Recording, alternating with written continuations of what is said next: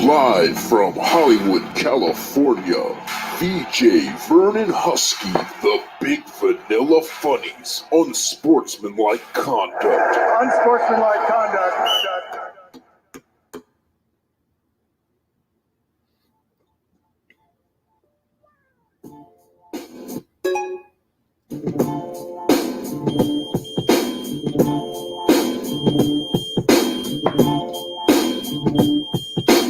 Who the fuck is this? Paging me at 5:46 in the morning. Crack of dawning, now I'm yawning. Wipe the cold out my eye. See who's this paging me and why. It's my nigga Pop from the barber shop. What up, everybody, man? You know I had to give y'all something funky, man. It's 1 a.m. on the dot out here in Los Angeles, sunny California, man. I want to thank everybody for tuning in and listening to VJ's Unsportsmanlike Conduct. I, of course, am your host, VJ Vernon Husky, the Big Vanilla Funny, the Big Vanilla Handsome, the Big Vanilla Biggie, the Vanilla Shaq, the Creamy Kobe, the Blue Eye Barkley, Mr. Never Shut Up, VA's Top Talk Boy, and the Big Vanilla Color Card. Because sometimes in sports talk, you got to play that color card. And when you got to play it, I am your Big Vanilla Vegas dealer.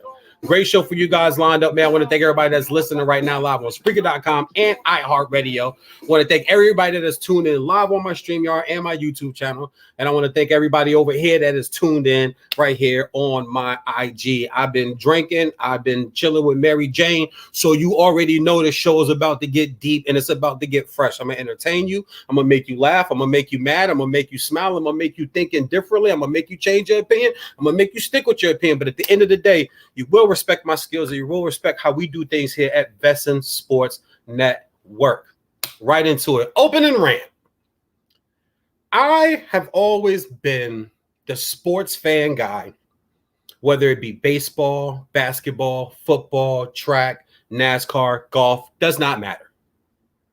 In life, with family, friends, colleagues, employees, bosses, workers, cousins, sister, brother, neighbors, doesn't matter. I cannot stand convenient and purposely stupidity. When you decide to make certain decisions about certain things, just kind of is what it is. That I didn't know, that I don't know, they always say funny joke is nobody heard you more clear than a motherfucker that say after your question. Nobody's heard you more clear in life than the one that go Nah, they heard you. They heard you. That's what mean. Means they heard you. I don't like convenient stupidity. And I definitely don't like convenient stupidity when it comes to sports because some people, network, media, fans, bloggers, podcasters, sports talk show hosts, journalists, big network, small network, medium network, independent network, are sitting at home in your basement or your living room or your home studio doing what you do. Everybody can either use that against you or use it for you. We a lot of times in sports talk today use it for people. We use it to help defend them. Convenient stupidity. Oh, I didn't know that coach was in danger of getting fired, but yeah, we got my guy in here that kind of leaked out that I like. But I didn't have any decision on those trades. I didn't have anything to do with the trade. I don't know any. Convenient stupidity. Oh, I didn't know what I put in my body, and I didn't know what I did this, and I didn't know. Convenient stupidity. I didn't know I was supposed to clean my room, Daddy. Convenient stupidity. You don't know you're supposed to clean your room? Are you always supposed to clean your room? You parents that are listening right now, do you? Luis Estrada, my homeboy from Spectrum Sports, is listening. He has a beautiful daughter named Abby. Shout out to my girl, Abby. Straight A student. Every time I get a video on his phone from him, it's her getting some type of school award. That's a smart girl right there. She's going to be great in life. She comes from great people. But he's one of my friends. He's a parent. He's got a kid. Is Abby allowed to tell you? I didn't know, Daddy. You knew.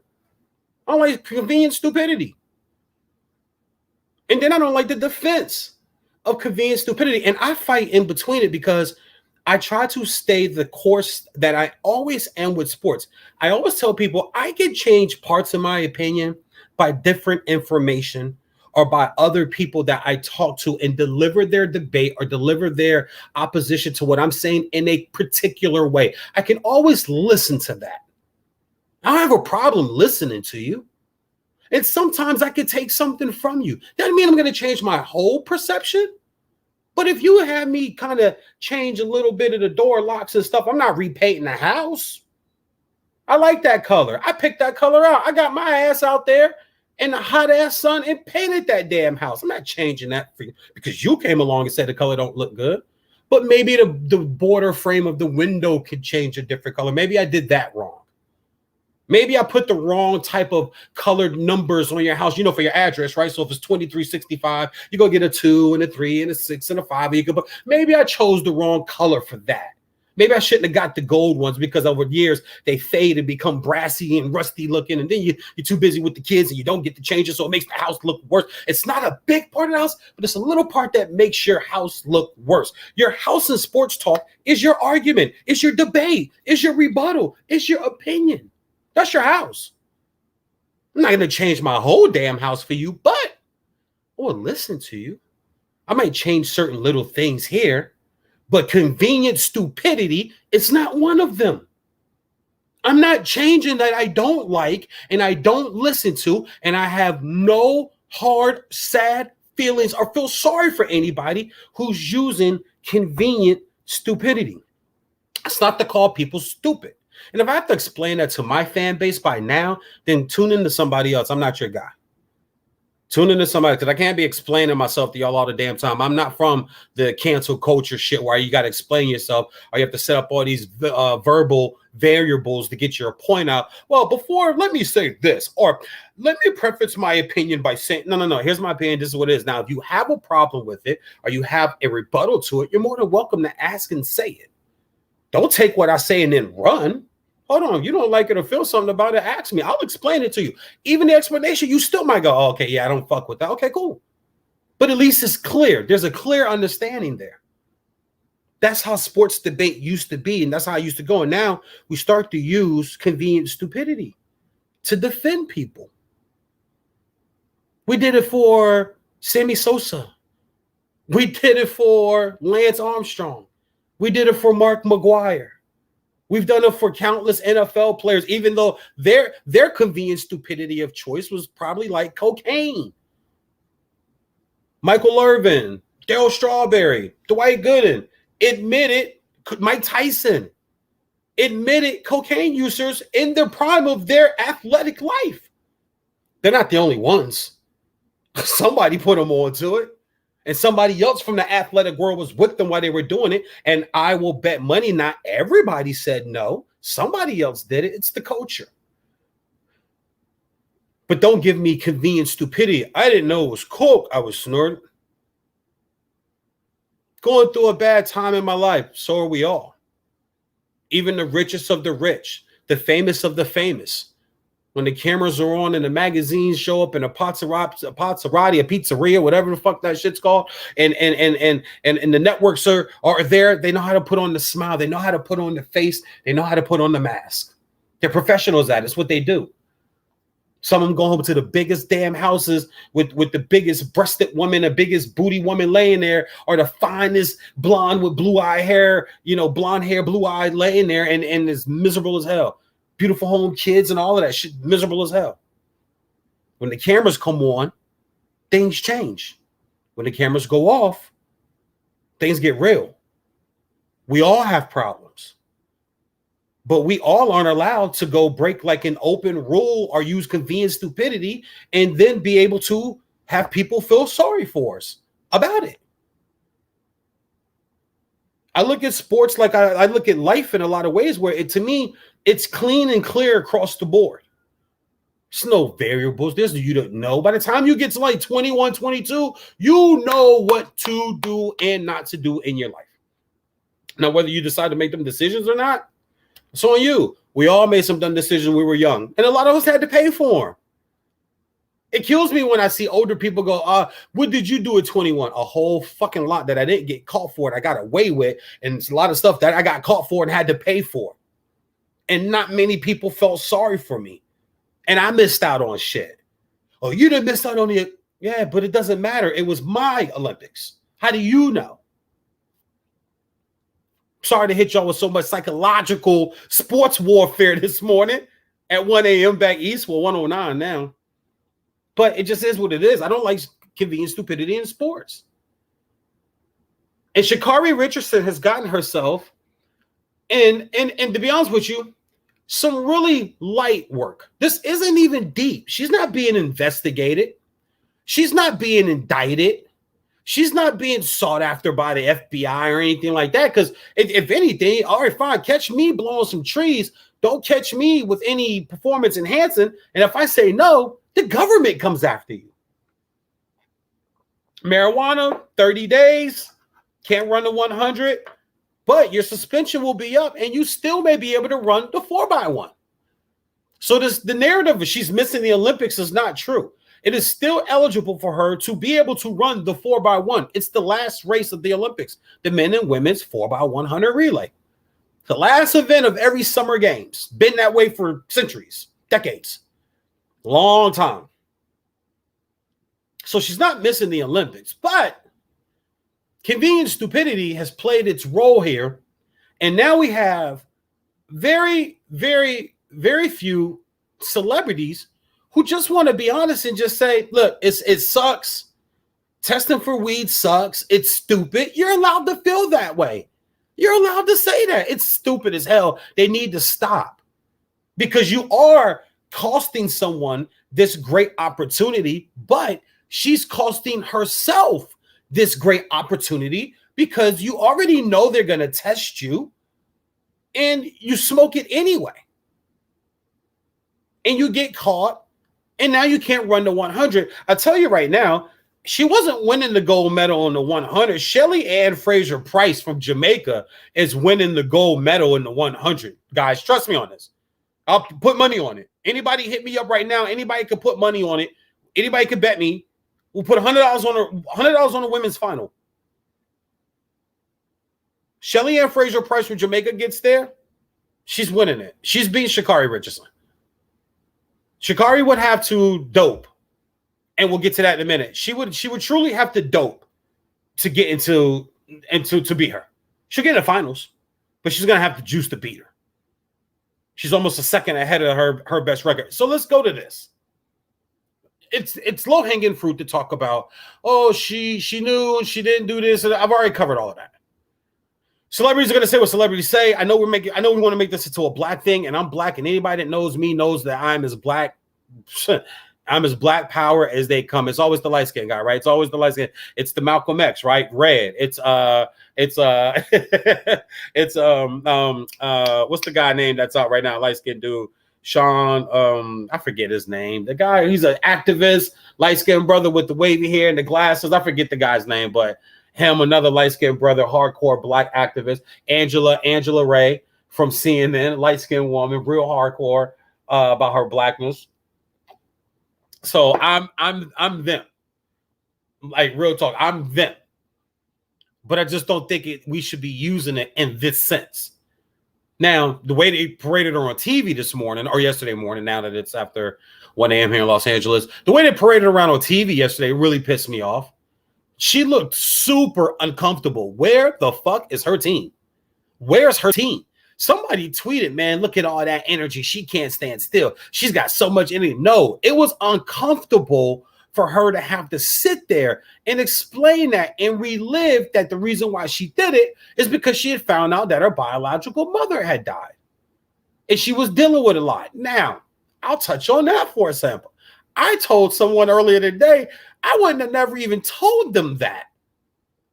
And I'm not saying that it's not believable. But to go to the extent of that being the reason you were smoking, listen, look at her lips, okay? She smokes weed. She blows trees. That wasn't the first time of her blowing trees. The color long nails, the lace front colored wigs that's hot among that in that generation, that age range, that age gap, the way the women and the girls of that dress, she is all of that. She's got a great body. She looks like a real freaking athlete. She blows trees. Look at her lips. This isn't nothing new for her. So I honestly, I'd have lied. I wouldn't have told him it had nothing to do with that. I'd have told him I took an edible that I didn't know was an edible. I ate a brownie or I ate some gummy bears. Somebody gave me I ate some gummy bears. I thought they were nutritional gummy bears or such and such gummy bears. And they were, and you know, that's probably where the test came from. And I thought about it, but I figured, you know, I wasn't going to say, I didn't know to say anything and blah. She could have played that card. That's what I would have said. I know many were saying, oh, you would have lied. You would lie. Yeah, you always lie. You don't never say, yeah. Not as athletes, and that's just hardcore sports. And see, that's what separates me from some other sports talk show people. They wouldn't say that, but that's the truth. When has anybody ever come out and admitted what they've done in sports? Name me the guy. Name me the guy. Not even my guy Kobe. The reason why he came out is because they found his DNA. So it's like, oh shit, let me go to Staples, hold my wife's hand, cry, get a hug from Magic and everybody. And it's funny, people go, oh, y'all embrace Kobe after that. Y'all embrace. Listen, when these superstars see other superstars mess up and have to do with women or multiple women, trust me, they doing the same thing. They just didn't get caught. That's why they come put their arm around them. That's why Tiger has certain guys come put their arm around him. Some people try to play him like, yeah, you know, you're cheating on your wife and the fuck up. Shut up. Mr. Perfect. That's why I like perfect athletes. He never this. He never this. He never this. He never. I don't like him. He got closet. He got big skeletons. He got big skeletons. Any dude does, hey, he doesn't do this and he doesn't do this and he's a good husband. He got big skeletons. Trust me. Especially if he's popular. Can't turn all this down, man. Stop it. Stop it. Sometimes these couples, celebrity athlete couples, they have rules. Listen, don't make me look stupid. From the wife to him, don't make me look stupid. Don't be out here have blah, blah, blah. So then you got to clean it up. You got to have a team. You got to make sure you got the money. That's how this works. But Sha'Carri, she's from, like, if you really check her background, check her, she from the community, man. She our people. This ain't nothing new. She blew trees. I'd have told them somebody gave me an edible. Somebody gave me an edible. If it's performance enhancing, they always say it was a supplement that I was taking. I didn't know. But they say then that's convenient stupidity. You're supposed to check everything you take. So you want me to just think that you don't give a damn and you just took something and without checking it? Then that means you really don't care about your career. So it can't be that, right? But it's convenient stupidity. And it's not such a sad thing. She's going to be able to run in the 100 again. I mean, if you're legitimately this fast and it ain't no fuddy-duddy, no Balco shit going on in the background, you're going to run again. Who runs one Olympics? Who runs one Olympics? These women, these men in 100, they come in. We're going to go through some times and go through some other stuff because I have a spin that I want to put on this, but I'm not going to do it just yet. But I got a spin I want to put on this because I don't think that this is the story that everybody else thinks it is. I think there's something else going on here. I really do. And we'll get to that in a second. But she is from the community. This isn't the first time she blew trees. It's not the end of the world. We can't defend convenient stupidity. She broke the rule. The rule is stupid. You're allowed to say that. Ladies and gentlemen, the rule is dumb. The rule is stupid. All marijuana has done in this country is lock up a bunch of black men and women and Hispanics. That's the only bad thing marijuana has ever done to the United States of America is lock up a bunch of black men and women and Latino men and women. By the droves, by the hundreds of thousands has locked them up. That's all marijuana has ever done. Marijuana's at parties, marijuana's in the courthouses, marijuana's in the police system, marijuana's everywhere. Marijuana's in your food. Now you can sit out in front of restaurants and smoke your marijuana. You can smoke your weed at the park. You can smoke your weed at the beach. You can buy it on any corner. Virginia, my home state, is pushing to have legal marijuana before 2021 is out. That's in 6 months. They're pushing fast forward. Must be something coming up in 2022. Them primary elections are coming around. So they need it. Let's get the marijuana. Let's take care of that. Let's get this marijuana out. Let's take care of that. Let's get these votes from these voters. Yeah, well, won't be as potent as the shit you're buying from Ray Ray or from Jesus or Joker. It won't be as potent as that. But we know sooner or later you guys won't know the difference. Because if we spread it through the city, sooner or later everybody thinks it's the same weed. It's good weed. That's how they did out here in California. You still gotta go to Smiley. You go to the Mexicans to get the trees here. Because the nice little pretty dispensary, now, $80 an eighth, 23, 25, 26% THC. Anything, over 30 is running you in the 70s and 80s and 30% THC, especially on a sativa. But Sha'Carri's from that. All that I'm talking, she comes from that. You can tell, look at her fan, and it's not a bad thing. But testing for weed is stupid. But if you know you can't smoke it before a huge event, I get it for a job. I've smoked for a job and then took a masking and then drank a masking agent to pass a piss test. I've done that and passed. Wasn't even tripping because the bottle said guaranteed. I said, okay, well, that means I could sue if I get caught. So you're not going to put that on your bottle unless it's really guaranteed. It was guaranteed. Right on through. So they have that stuff out. Like if you want a regular job, that's can't do it for the Olympics. This is just one time. It's a one-time dream. She'll go back again, but this is your first time. You don't know what's going to happen in the future, but you could go right now to Tokyo and run. You have to have a team around you, or somebody has to be like, no, you can't do this. We got to find another way. Let's go to the spa. Let's go work out. Let's go have dinner. Let's go on a quick little trip or vacation or something. Let's go. If you're that depressed, we can't do something that's going to jeopardize Nike, who she's been a Nike athlete since 2019, and Tokyo, where the games are being played this month that was rescheduled from last year. We got to go do something else. We cannot mess up this opportunity. This opportunity we have to keep. But I want to flip it though, because I think there's more here. And I've been waiting all day long. I've been watching. I've been reading. I've been listening. I've been checking out Sean King. That's who it is. My man, IMB DB7. Thanks, bro. Yeah, Sean King. Sean King. Sorry for the cut through right there, but the light-skinned dude who's the activist, Sean King, that's his name. Appreciate you, player. Sage is up. What's up, Sager? I call him Sage Seasoning. That's his nickname, and I'm the only person that calls him that. So if I ever call his phone and I'll be like, yo, what's up, Sage Seasoning? Here I know VG. I know VG on the phone. Here I know the Big Vanilla Sports Kings on the other line. That's what you got to do. You got to give people nicknames as your friend or people you like or your associates or colleagues you deal with that only they're going to know when you say it. They know who the hell is only VJ called me that. Who the hell is calling me Dirk? I got a friend back home who looks like Dirk Nowitzki. I call him Dirk. But he doesn't really look like Dirk Nowitzki. Somebody said it at a party. I was really drunk, so I busted out laughing. I just never forgot it, so I call him Dirk. And every time I call him Dirk, when I go home and I call him Dirk, everybody laughs because everybody remembers that night. And he looks nothing like Dirk Nowitzki. He's white, but he doesn't look like Dirk Nowitzki. But to this day, I still call him Dirk, and I'm the only one that calls him Dirk. But I want to flip this around. I've been waiting all day. I've been waiting to deliver my opinion of what I think is really happening here. And nobody from network, TV, radio, blog, podcast, radio show, paper, journalist, nobody, celebrity, nobody's put this thought process out. And I'll start here. I watched the Olympic trials, and I watched when she ran the 100. When she ran the 100, I immediately turned and looked at Raynell, and I said, I hope she's clean. That was my first reaction. My first reaction to watching her run in a race that she needed to get to the Olympics. I turned right to Raynell and I said, I hope she's clean.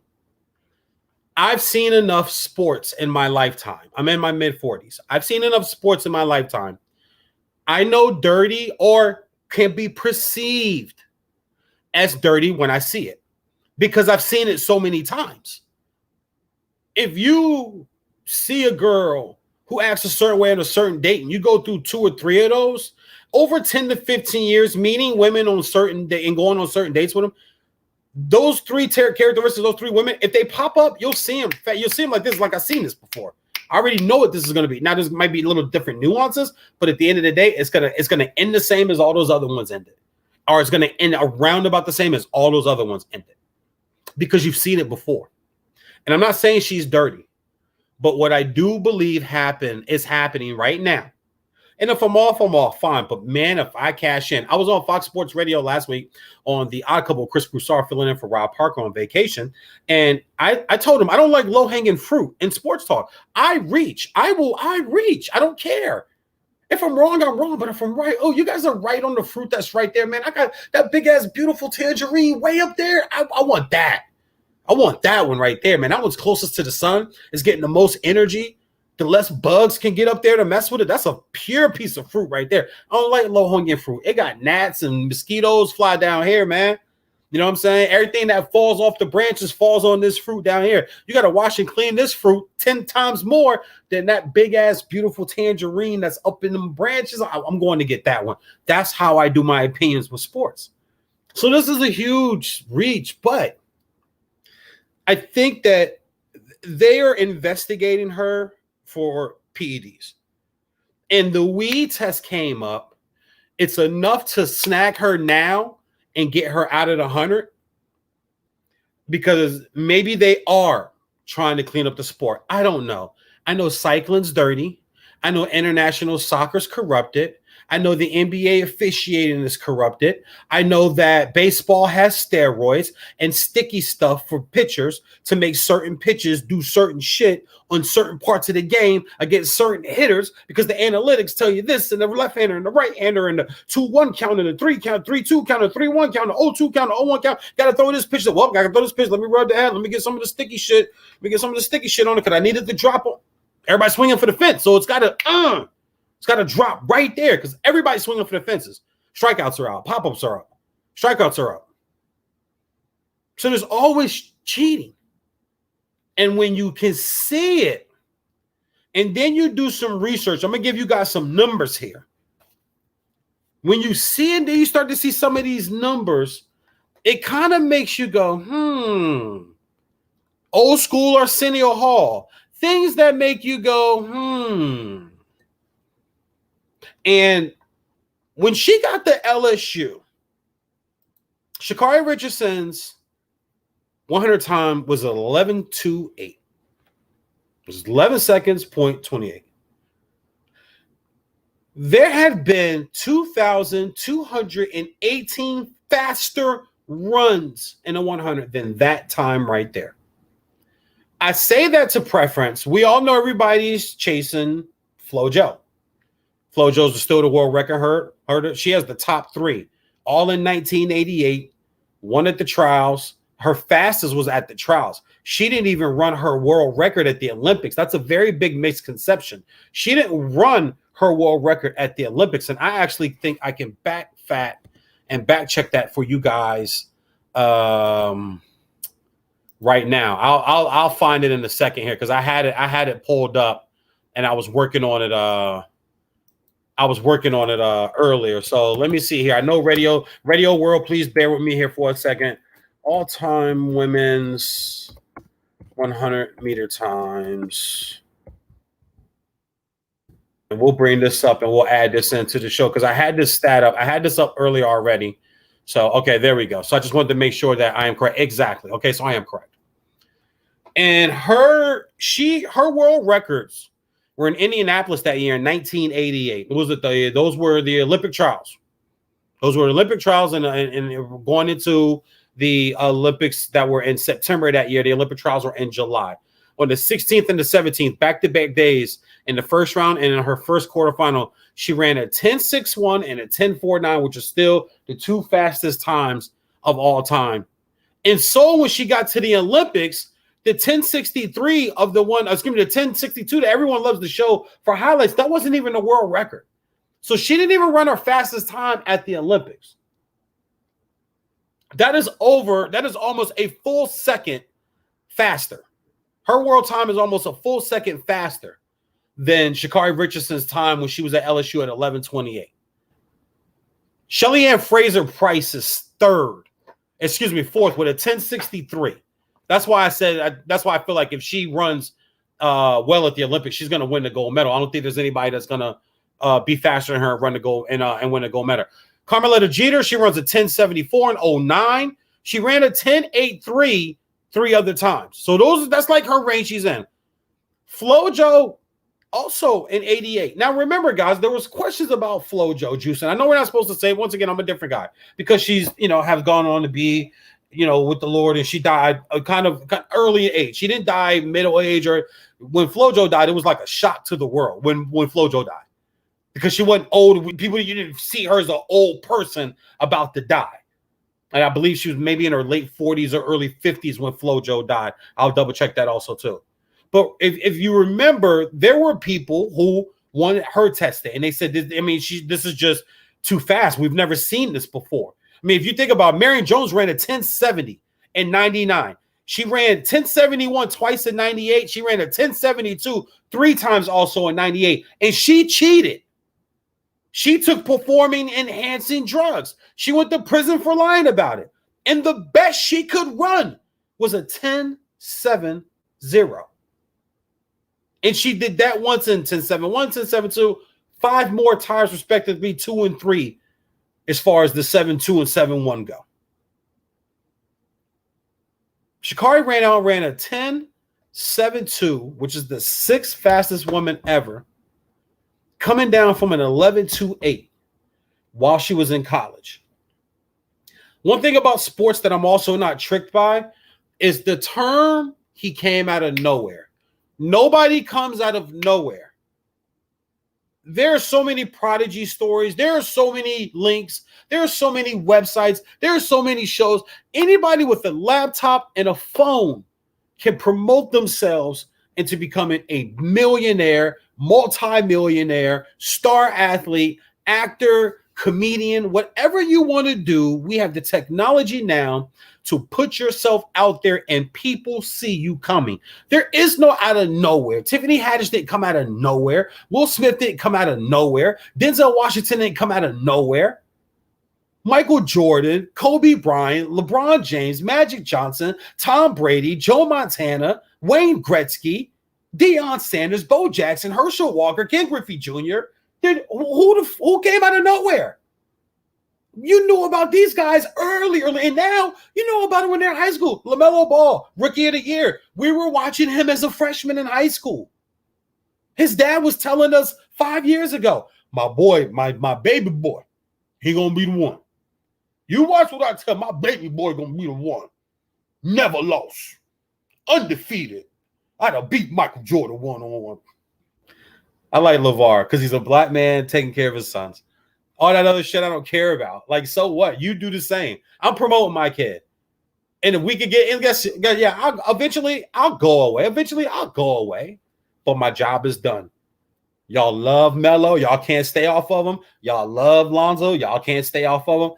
I did my job, and they're set for life. I can go chill now. I ain't got to say nothing no more. And just go run my company and keep building the BBB brand as big as I can. That's it. I'm good. But you have to see sports for what it is, and nobody comes out of nowhere. Sha'Carri Richardson kind of came out of nowhere. And if you have to follow like women's track tight, which most people in most of our country and most Americans don't, to even know that she was LSU's best runner, apparently, right? National recognition, national awards as a track athlete, but they have that every year. They give those awards out every year. Not every year, those people come springing right out of college into the Olympics. You got to run some international races. You got to run some races in the nation. You got to do pin relays. You got to run over and the Monaco relays. And what's the another one? There's another one over there in Paris, which is a big track event in Monaco. And then there's one in Barcelona, and there's one in Rome. Like there's some ill track races that you got to run. And she hadn't run those yet. And you show up here and it's like, okay. And because of her style, because of the way she did it, and because of the way sports media packaged it, put it together, everybody took notice. But what all people also took notice was 10.72 from 11.28. This is not about marijuana. They're trying to figure out or catch if she's juicing or not. They just happen to catch the weed, and the weed is like, oh shit, okay. So we could just keep her out of the 100, and we're still going out. We're still investigating this.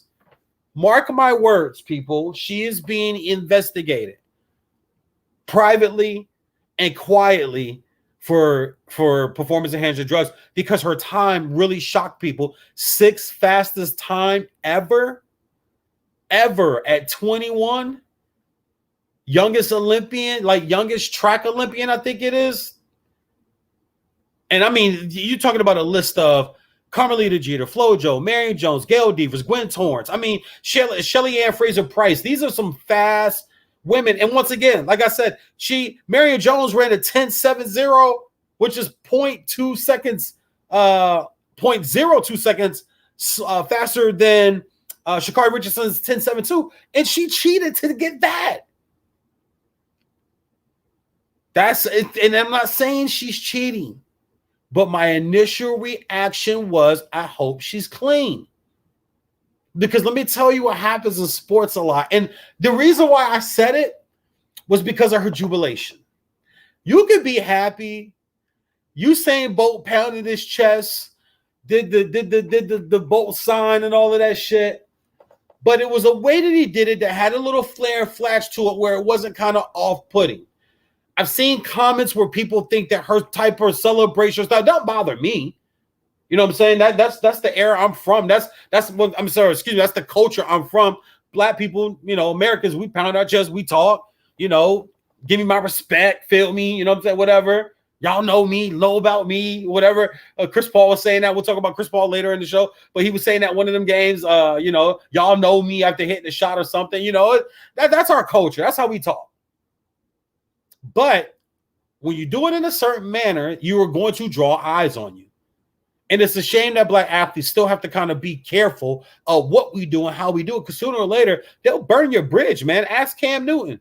It was all well and good when you were 15-1 and winning MVPs, and I'm a Cam Newton fan. I love Cam Newton. My son's name is Cameron. I call him Cam, not after Cam Newton, but it's just pretty cool that you still got a nickname after a black quarterback. And everybody that follows me knows how I am about the black quarterback. But sooner or later, your production don't stand up. You give them a reason, they're coming after you. And it's a shame that Black athletes still have to be this careful. But guess what? It just is still what it is. I'm in the sports business. I'm in the broadcasting business. I call games. Sometimes I don't want to do something. But it is the game. It is what it is. As long as I'm not circumventing my morals or my sexuality or my family, my son, my daughters, my people, as long as I'm not, stepping over any of that, all right, well, what is it? Is it business-wise? It's corporate-wise? All right, it's corporate America thing. All right, cool, whatever. But any of that other stuff, no. So it's a shame that Black athletes still have to live that way, but it still kind of just is what it is. And when I saw her celebration, I'm like, white folks aren't going to like this. They're not. It's just not. Sorry, they're not. We have to be honest enough and openly and say it before we can help solve the problem. They're just not. So therefore, I hope she tones just a little bit, keep busting ass, keep blowing them away. FloJo blew people away. And just raised their hands in the air and smiled. And, Marion Jones did a lot of posturing. And, Lance Armstrong fingered the Doping Association. The people that come after you think like, laying on his sofa with the 4 or the 5 or 6 or 7, how many yellow jerseys and frames across the wall, laying on the sofa with his head back like this, and in Sports Illustrated, bam. If I was an investigator, that's making me come after you harder too. You gonna put your finger in my face?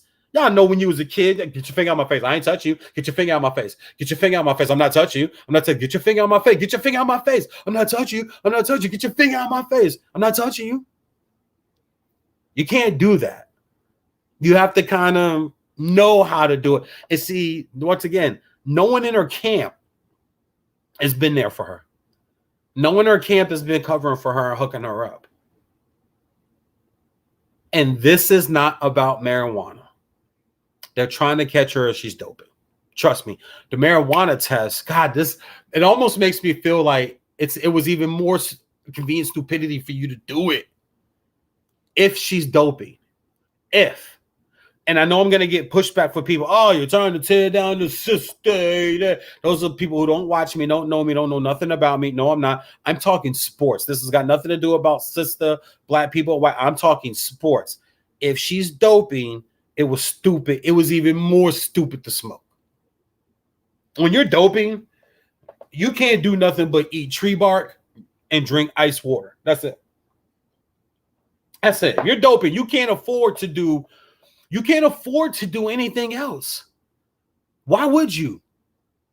You're going to get caught on the trees. You're going to get caught on the coke. And then they're going to come and see what else you got. And somebody told me today that they heard that marijuana sometimes is a masking agent for. I don't believe that. I've never heard of that. And if it is, that's stupid.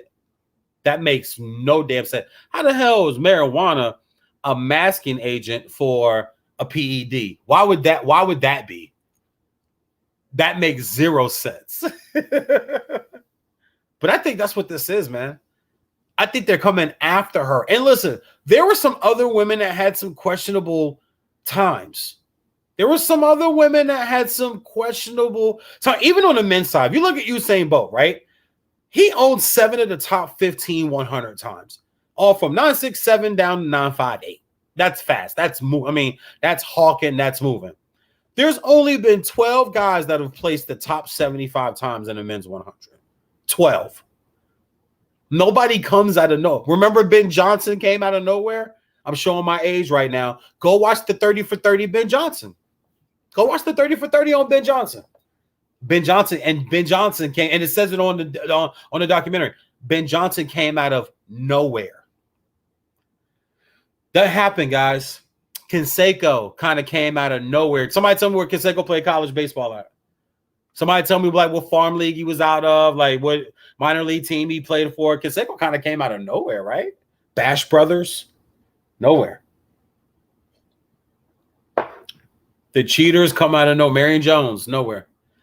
People didn't even know Marion Jones was a basketball player too until she was getting kind of her Olympic run. Why did we hear about her then? Well, we hear about everybody else. We hear about Rebecca Lobo. We hear about Diana Taurasi. We hear about Brianna Stewart. We hear about Candace Parker, Shamika Holtzclaw. We hear about Kara Larson.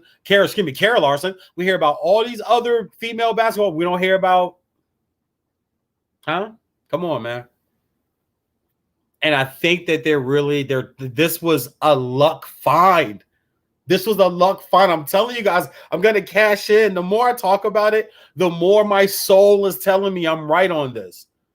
They're going to try to bust her with something else. Her time is too fast in improvement from what it was. She has her 60-meter time is an indoor. That's indoor. They run the 60 indoor, 7.27, and that's ranked 7th all time. That doesn't equate to a 10.72 in 100. That doesn't equate to that. 7 seconds to run 40, telling me only just over 3 seconds to run. Just over 3 seconds to run. Over 3 seconds to run the last 40 meters. Also, my man, IMDb7 is holding me down tonight. He says Canseco didn't play college baseball. The A's drafted him right out of high school. Do you know how many people would know that answer though, man? That's sharp right there, bro. You should, man. You sure you don't want to do no sports talk? You sure you don't want to do a little bit? Just a little bit? I love my supporters and fans, man. I appreciate y'all, man. God bless, man. I told y'all I'm in a mood for one tonight. And we just getting started. We still got top 10 to talk about. We still got Chris Paul to talk about. I want to thank everybody right now. Anyway, listen to VJs on Sports with Like Conduct, Spreaker.com, iHeartRadio. Thank everybody that's tuned in right now live on my StreamYard, YouTube, over here on my IG. Appreciate everybody. Love y'all. God bless. Have fun on the 4th, man. Also, too, I want to take a moment to dedicate this show to my grandfather who passed away on this day. And normally my family is very down about it. And I told Raynell, I'm like, yo, I'm celebrating my grandfather. Enough of the mourning. I'm celebrating what a great man he was. I told her, our kids, we telling the kids this, it ain't 4th of July no more. It's Grandpa Day. That's what it is in my house from now on. It's not 4th of July no more. It's Grandpa Day. We celebrate Clarence Edward Spearman, my grandfather. My son, middle name is after my granddad. My grandfather was the greatest man I knew. Not a man of many words, very quiet individual. But when he spoke, what he said carried a lot of weight. And 9 times out of 10, it was meant to scare the shit out of you. And it did. I was terrified of my grandfather. Not in a bad way. I just didn't do nothing wrong by him. I might have got one spanking from my grandfather my entire life. And one other time, I think when I was a young teenager, he spanked me, but he was mad at my grandma and he took it out on me. My grandma was on him that day. Y'all know how old black country grandparents be. Y'all know how they get at each other. And my grandma was on him one day, and I did something so slight. And he was like, this for everything else. I'm like, come on, man. You can't let a whooping build up. Either whoop me for what I did or let that shit ride. You know what I'm saying? Either whoop me for what I did or let that shit ride. My man, DB7 said, I'm from, that's how you know, because you're from Oakland. Okay. All right. Well, I mean, it don't matter, man. I mean, you knew at the end of the day. You knew. Y'all got the Warriors up there. You know what I'm saying? The Raiders left y'all hanging high. They should have done that. Should have brought the Raiders back to LA, if anything, and left the Chargers in San Diego. Because they took San Diego's team like that. But like I said, we got a lot more coming on today's show. But just to finish this up on Sha'Carri Richardson, I think this is more than the weed test. I think that they are trying to find whether she's doping or not. And the weed test popped up, and they fell into that. I think they fell into that. They did not see that coming. When the last time you heard of a major star testing positive for marijuana and not being able to go to the Olympics? Like, when have you heard that shit? I mean, the only people in the NFL that even do it is fucking Josh Gordon keeps getting in trouble for it. And Alden Smith either drinking or doing weed or beating people up or fighting or violating parole or probation or whatever he's on. That's really the only stuff you right? Who in the NBA is getting in trouble and get suspended like that? Nobody. So you don't see this. Michael Phelps got suspended when they found out he was smoking weed. He got caught with the bong. They suspended Michael Phelps. Didn't happen to be an Olympic year, whenever, but they suspended him. He couldn't compete in any international swim meets or any swim meets that involve different countries. He couldn't compete in them. Pretty sure it didn't hurt his pockets and stuff. I get that. But the narrative today was, Michael Phelps could puff trees. No, he got suspended. Know your shit before you talk. That's why I think they're trying to use this as a black thing. We should let this one just ride as you're supposed to do right. You're supposed to follow the rules. And we know everybody tries to break some of the rules. I get that. But when you do, you have to suffer the consequences. Everybody watching, or everybody that will watch this show, and everybody's watching right now, you all will do something in life you're going to pay for, or you've already done it and you had to pay for it, right? And we weren't allowed to feel sorry for you.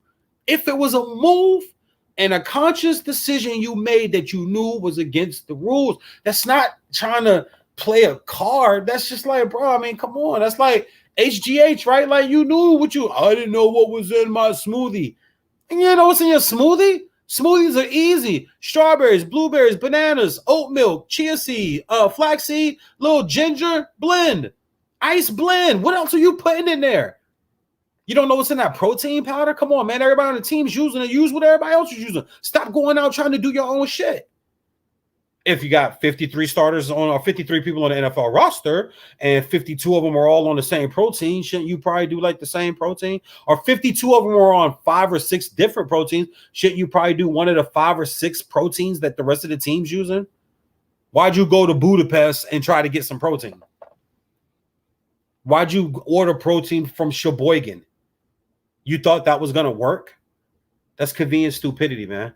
Some fast men times right here, too. Also, too, as I mentioned, 12 guys in the top 75 times. Tyson Gay has a 9.71. Johan Blake, who I love a lot, from Jamaica, has a 9.69. He has 2 9.75s. Fossil Powell was also a great track runner. Has a 9.72 and a 9.74. Justin Gatlin, my guy, but was a cheater, got caught, got suspended, came back and was clean and ran well, but he clocked a 9.75 once again, cheating to get a 9.75. I remember everybody loved Mo Green. I always thought Mo Green was severely overrated. His fastest time ever is a 9.82. He was never close to, any type of greatness as far as sprinters. I thought he talked a lot and made himself more important than he really was. And then, of course, my favorite sprinter of all time, Carl Lewis, is only at a 9.86. And we know Carl Lewis was clean all the way. And he ended up losing that gold medal. Ben Johnson beat him. And because Ben Johnson was cheating, and he never got it back. So, moving on. The Western Conference Finals and the Phoenix Suns' path to the NBA Finals is either described as one or two ways. Chris Paul's either the greatest ever, the greatest to ever do it, better than Isaiah Thomas, top 5, top 3, top 2, second best ever point guard of all time. Like his nickname I saw on basketballreference.com, one of his nicknames is Point God. Wow. When you have Magic, Steph, Isaiah, Stockton, Nash, really? Okay. Or it's first round, no AD. Second round, no Jamal Murray. Conference finals, no Kawhi Leonard. Now, I don't want to talk about the injuries because they do suck. What I do hate, though, and vehemently dislike is that the losses for teams are being blamed on the no time or the lesser time off, and that's why everybody's injured. Time has nothing to do with anybody stepping on somebody's foot. Time has nothing to do with somebody getting hit upside the head and getting a concussion. Time's got nothing to do with none of that stuff. Some of these injuries, it's got nothing to do with time. And if you take care of your body, there were other teams, guys, that have not had injuries, that did not get hurt. LeBron James just had his ankle rolled up on. It had nothing to do with time. And he's the one using it for the biggest excuse. Sounded like the biggest bitch and the biggest crybaby that he's always sounded like since he became like of his status. When he was in the league his first 4 or 5 years, I liked him. That's what people don't get when they're like, you're a LeBron hater. No, I liked him. I liked him at first. Once the ego and the narcissistic attitude set in, I was done. Because I don't like players like that. Always an excuse, always everybody else, always, nah. I don't like players like that. I told people all these years, all along, all through the early and mid-2000s, that it's not all Kobe. Everybody wanted to be, it's not all Kobe. Shaq had problems with Penny, so it's all Kobe. Shaq had problems with Penny, so it's Penny's fault too. And over time, over the sit-downs, him and Penny, him and Kobe on NBA TV, we found out the truth all along. But some of us can just see it. I know somebody could be an asshole, but that doesn't mean that you have to be a narcissist ass. A narcissist asshole is, that's like liver. That's like medium rare liver is what an asshole that's a narcissist at the same time. Jesus, that sucks. I'd hate to be that person. And I definitely don't want to hang around them. That's kind of what this playoff run for Chris Paul and the Suns have been like.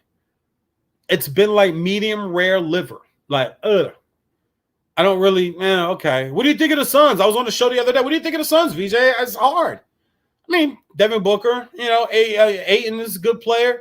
I know we want Imani Williams to have Coach of the Year this year, but I think Tom Thibodeau kind of has less in New York and a harder job in New York than you do in Phoenix when nobody expects you to do anything. And you guys were really bad last year. You got hot in the bubble because of Devin Booker. You did get Chris Paul, and I predicted on my preview show at the beginning of the season they would win 50 games because I think he is that player. He can get you to 48, 50, 52, 53 wins. That he's that player. He does that. Doesn't mean that I have him in my top 10. That means I think he's a great point guard. But I hate the injuries. And I don't want to talk about them. But if you are going to act like that, this is like they took out a Warriors team from 3 years ago, or LeBron Cavs team, or the Heatles, or Kobe and Shaq, or a Duncan prime, or even at the tip of the back of his prime career, like you took out one of those teams. If you're going to try to act like that, then I got it. Now I got to talk shit. And now I got to tell you who Chris Paul really is. Because a lot of people don't know who Chris Paul really is.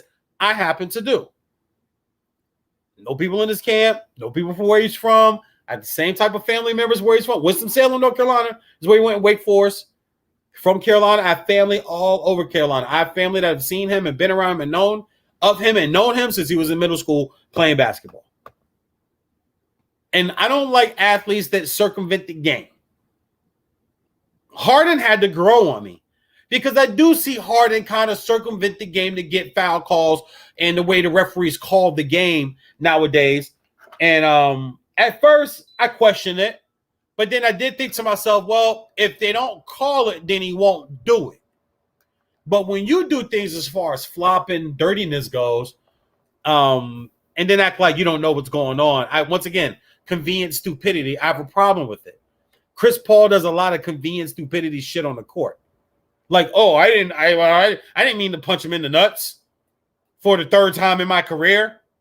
You know, throw cheap elbows at guys. Like, he has created one of the worst moves that is called in basketball, is dribbling up in front of somebody, stepping in front of them, stopping and sticking his ass out, which could take a guy's knee out, take a guy's hip out, it's a dirty play. It's a hip check.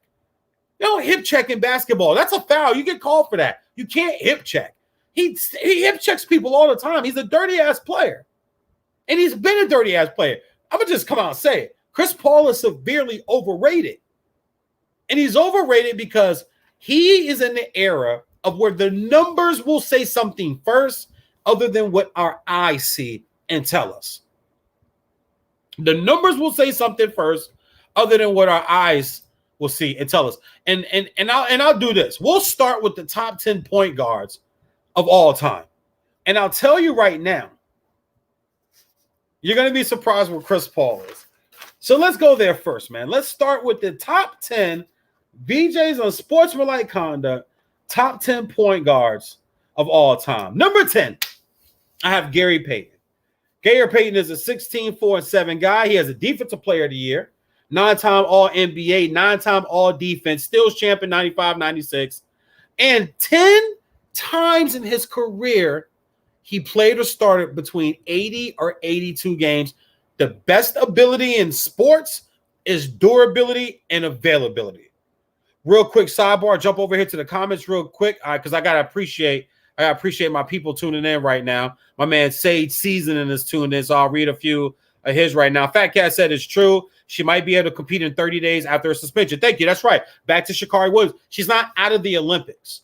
She's out of the 100. She can still run the 4x1, which is going to be them in Jamaica. It's going to be USA and Jamaica. Pick or maybe Bahamas. The Bahamian women. I'm excited for the Olympics. I'm super excited. I missed it last year. I am going to DVR and watch everything. And I'm on the West Coast, so I'm closer to live than all of y'all back east. Tokyo, you know what I'm saying? You got LA and you got Tokyo, Japan, Tokyo. I'm closer to live, so I don't have to wait until weird, ridiculous hours like we've had to in the past where it's over in Russia or something. You got to watch shit live at 3 a.m. Now, if it's 6 a.m. for you guys, think about it. They do everything on Eastern time, Eastern 8 p.m. time, even when they're doing things around the world. It's on 8 p.m. Eastern time or 7 p.m. Eastern time. So 6 a.m. for you guys is 3 a.m. for me if I want to see it live and not have it ruined by social media. Sage also says, you do realize Mark Davis made so much money from the state of Nevada from free land built world with classified facility, then sold it back. I'm trying to figure out what that means, man. Why you talking 100 million profit just to rent it cheap as they use? What the hell does that mean? I'm sorry, man. I'm not sure. Is that you, Sage? What does that have to do with the conversation we're having? Money from that to buy the WNBA team. We're now building a team, world-class facility. I have no idea why Sage Season is talking about Mark Davis and the Raiders, guys. We didn't even mention it. Maybe because I said that the team left there. Okay, that's fine. He's a Raider fan, so he's going to defend them anyway. He still owes me a sandwich and a ginger ale on a Raider bet, too, that he ain't paid up yet. She's should have known. She said that should. IMDb7 says she should have known that she had eyes on her. Any person of color, high profile, that is under the microscope. This event's only one time every 4 years, Sage says. Can't be ever thinking about slipping so close to the biggest event of your career. Everybody said this. No one is guaranteed another time, and you don't even know if you'll be physically say so or sad to say the suspension. And then my man says again, GP, Oakland's on. Okay, so my man is still in. All right, yeah, so Gary Payton, to me, I got him number 10 from Oakland. My man, I am DB7 is right from Oakland with the Oregon State and set up all types of records there. His son is up there playing right now. Mind you not. Steals champ 95-96. His durability, 10 times, 80 or 82 games, and he won a championship late in his career in 2006 with the Miami Heat. So number 9, I had Steve Nash. Steve Nash, 2-time MVP. He's a 14, 3, and 9 guy. 9-time All Defensive Player. 9-time All NBA. Oh, excuse me. I'm sorry. I'm reading. Gary Payton's again. Excuse me about that, guys. Steve Nash, 2-time MVP. 14, 3, and 9. 50% from the field, 43% from free throw, and 90% from the free throw line. So just can put the ball in the basket. 5-time assist champ. 7-time All NBA. He is third in assists too. Also, guys, remember that third in assists all time, 10,355. That's a lot of dimes. So I had him sitting there at number 9. Number 8, I went old school. I had to get an old school guy in here because I feel like a lot of times in sports talk, we forget the old school people and we just want to talk about everybody today. That tells me one or two things. One, you're not doing your homework. You're not doing what you're supposed to be doing. 2, you're just living off of today and living off of what you see people say, what you see on television and what you see on the shows and what you see people retweet. You're not doing any real research yourself. When you don't have some old school people, I don't care how many teams win the league. There's just some guys that could play, period. Jordan said it best after he won his 3rd championship, sitting there with the white championship hat on, 3-peat hat on, and the white championship 3-peat t-shirt on after beating Charles Barkley in Phoenix, and was asked, "Are you the greatest of all time?" His answer is so Mike, but it's so real and it's so honest. I don't think you can say who's better than who. It was different eras. I know that in my era, I did something nobody else didn't do. I won 3 championships in a row. I did something Larry and Magic didn't do. Now, I can't compare myself back to Wilt and Bill Russell and those guys because it was a different era of basketball. The game was different. And I understand why we don't do that today. I hate top 10 all-time lists. I'll do top 10 positions because it gives you a chance to talk about more players. And I like talking about more players and talking about the league to try to focus on 2 or 3 guys. LeBron fans aren't going to listen. Kobe fans aren't going to listen. Jordan fans aren't going to listen. So those people is like, okay, well, I don't want to talk to you. I'll just continue to just talk other positions. So that's why we're doing the point guard position anyway. So, but Bob Cousy, I went old school. At number 8, I went Bob Cousy, Celtic legend, 6 championships, 8-time assist champion. He's an 18, 5, and 8 guy, 37% from the field, which is hilarious. Like, damn, you shot 37% from the field, but there was no 3-point line. So I'm trying to figure out that number right there. But he was an 80% free throw shooter, 12-time All NBA. Number 7, I know I'm going to get pushed back on this because people are going to say, oh, he was a shooting guard. He was a point guard. I saw him playing high school, okay? Triple overtime against Woodbridge High School, 1992. He put up 63 points in a triple overtime game. And spring of 1993. It was the 92 season, 92-93 season. And spring of 1993 from Bethel High School out of Hampton Roads, Virginia, out of Newport News, bad news, whatever they call it down there. My man, the answer, AI comes in at number 7 for me as point guards of all time. 27, 4, 6, 53% from the field, 31% from 3. Wasn't a great free throw shooter at 78%. Should have been over 90, in my opinion, because he had a touch. He had a beautiful soft touch. So I'm not trying to figure out how he didn't shoot over 87 to 90% from the free throw line. 3-time still champ, 7-time All NBA, 4-time scoring champ, 11-time All Star. I don't really like to put All Stars because that became a popularity contest. But it was just another I wanted to throw in there for him. Number 6, I have my man Jason Kidd, 2nd all-time in assists at 12,091, 2nd all-time in steals at 2,684, 5-time assist champ, won an NBA championship with the Dallas Mavericks, went to the finals 3 times. Remember, he took a Nets team back-to-back to the finals. But they ran into Popovich, Duncan, David Robinson towards the end there, and Kobe, Shaq, and Phil. They ran into that back-to-back years. They couldn't do nothing with that. They got swept. They got swept by Shaq and Kobe. They took care of them 4-0 out of there. They couldn't do nothing with Shaq on their side. Kobe went off for 37 and 38 2 finals games, like was just killing them and cooking them. But Jason Kidd also took 3 other teams to the finals. Also durability. 82 to 80 games, 10 times in his career. He was available and started 80 to 82 games, 10 times. That's over 800 games. That's phenomenal durability. The best ability in sports is availability. 13, 6, and 9, 40% from the field, 35% from the 3. And another thing about Jason Kidd is he improved his 3-point shot. He improved the shooter he was. There was a running joke when he first came into the league. People were calling him Asen Kid, and they said, why you call him Asen? He said he's got no J. Remember that? He has no J, and he worked on that. And I want to say number 11 all time in 3-point field goals made in his career. Almost got to the top 10 of that category. So he hit more 3-pointers than everyone in the league in NBA history other than 10 guys. For a guy that had no jumper when he first came into the league. Hey, I'm DB7, another Oakland kid for you, baby. I guess I'm representing your Oakland peoples today, too, because I got another Oakland. He ain't from there, but he up there showing his ass for y'all right now. Number 5, I had the big O. 26, 8, and 9, 49%, triple-double machine. And I checked it this morning, too. There were like 6 of his years in the league. They didn't count offensive rebounds or steals. So we didn't even really know what his true stats and some of his true stats would have been, could have been, and should have been. I keep turning around because I have the Italy and Belgium match on. I haven't watched it yet. The Euro Cup. Listen, quick sidebar. I know in our culture in America, especially in the black community, you don't watch certain things. I get it. But if you're not watching like World Cup, Euro Cup, CONCACAF, and just at least the Classico, at least watch the Classico. That's Real Madrid against Barcelona. They play twice every. At least watch that. You're missing out if you're not watching international football, and you're missing out if you're not watching NHL playoffs. You're missing out. You don't have to watch the regular season. I get it if you don't get to watch every Premier League championship match or every La Liga, Serie A match. I get that. There's so much other stuff in America to watch. But if you're not watching like the championship stuff, the best against the best, you are missing out. So I have the Euro Cup match on here on DVR. I haven't watched it yet. Belgium and Italy right now. It's in the first half. It's 26 minutes, and it's 0-0 in that game. So, and it's been great. France, Mbappe misses the last penalty kick. Mbappe misses that. What? After the World Cup showing he just had for France, for Francois, I start using all my accents when I start talking international football. I start to get into all my accents. Did y'all peep that? He's like, Germany.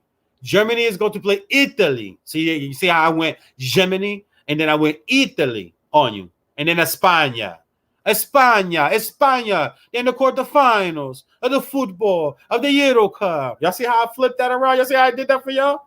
And then if I talk about the Mexican team, Mexicana football. See, we number 1. We be the best. Oh, God, I love what I do. Big O, 26, 8, and 9, 49% from the field. Was an NBA champ, 6-time assist leader. Check this. Number 7 all-time in assists and number 13 in points all-time. So he's top 13 in assists and points. That's phenomenal. John Stockton. I know a lot of people like to have him a little lower. I have him lower on the list because he doesn't have a championship. Number 1 in assists. Number 1 in steals. 9-time assist champ. 2-time steals. 5-time all-defensive player. Here's another great stat. 12 times in his career. 12 started 82 games. 12 started 82 games. Let me say that again. 12 times started 82 games. LeBron did it once. World went crazy. World went crazy. He's played every game this year. He's not load management. What are you talking about? LeBron, he wanted to prove to you guys that he could play every 12. And y'all was loving one.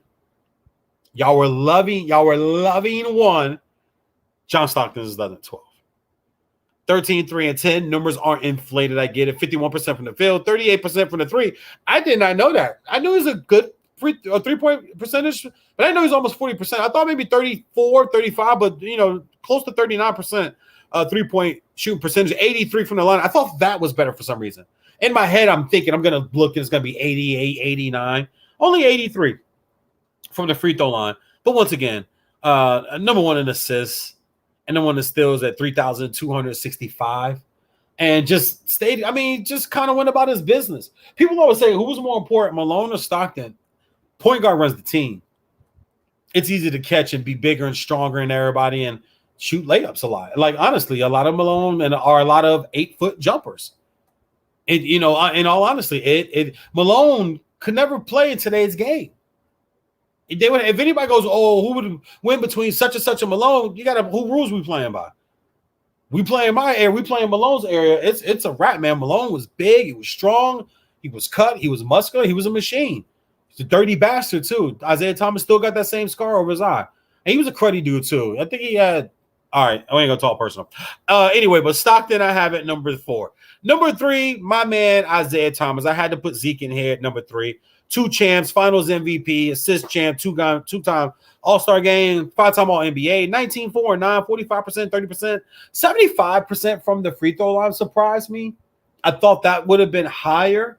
I haven't looked up Isaiah's numbers in quite some time. Number 9 in assists, number 17 in steals in his career. So he's a top 10 assist guy of all time. And he only played 13 years too. So he didn't have the longevity as some of these other guys that have played longer than him and have more assists from him. I mean, if I went to the assists list, which I think I already have up, if I went to the assist list and looked up where that's the point guard list that I had up earlier today. I had an assist list up. I don't know where the hell it went, but if I had to, there we go. Here we are. If I had to go look up the assist list, I thought he would have been much higher than where Isaiah Thomas was at 9. LeBron, Big Magic, Chris Paul, Mark Jackson, Steve Nash, J. Kidd, and John Stockton, and nobody is catching Stockton at 15,806 assists all time. He's the all-time leader in assists. He's the all-time leader in steals. Nobody's catching neither one of these. I don't even think anybody's catching steals. When I look at steals, he's at 32.65. The closest person to him is Chris Paul at 23.32, which sits 5th right now. He's almost 1,000 steals behind him. I mean, you'd have to, if you got 2,316 years, you're not catching him. The only other active player is LeBron James at 2,063. He's not getting another 1,300 steals in his career. And then Andre Iguodala at 1734, sitting at number 21. Those are the only 3 active players right now as far as steals go. I was surprised to see Kobe as low as 16. I thought he might have been a little higher. Kobe sits at 16, just under 2,000 in 1944. But John Stockton, number 1 in both. Isaiah Thomas in steals, number 17, so he's the top 20 there. But also, too, had to go through Lakers, had to go through Boston, had to go through Philly, had to go through the Bulls, and then the Bulls finally took them out. Got jilted on Team USA, however people feel about that, or whatever the decision was, or whatever people want to believe, how that all went down, whatever. But at the end of the day, one of the greatest, and probably be number 2 if I didn't have this guy surpass him, only because what this guy does is just so monumental to the game of basketball, and that's Chef Steph Curry, and he's sitting right now at number 2 for me. 3 champs, 2-time scoring champ, still champ, 2-time MVP, the only unanimous ever, 25, 5, and 6, 48% from the field, 43 from the 3, 90 from the free throw. I mean, he has an opportunity to be and finish his career as a 50, 40, 90 guy.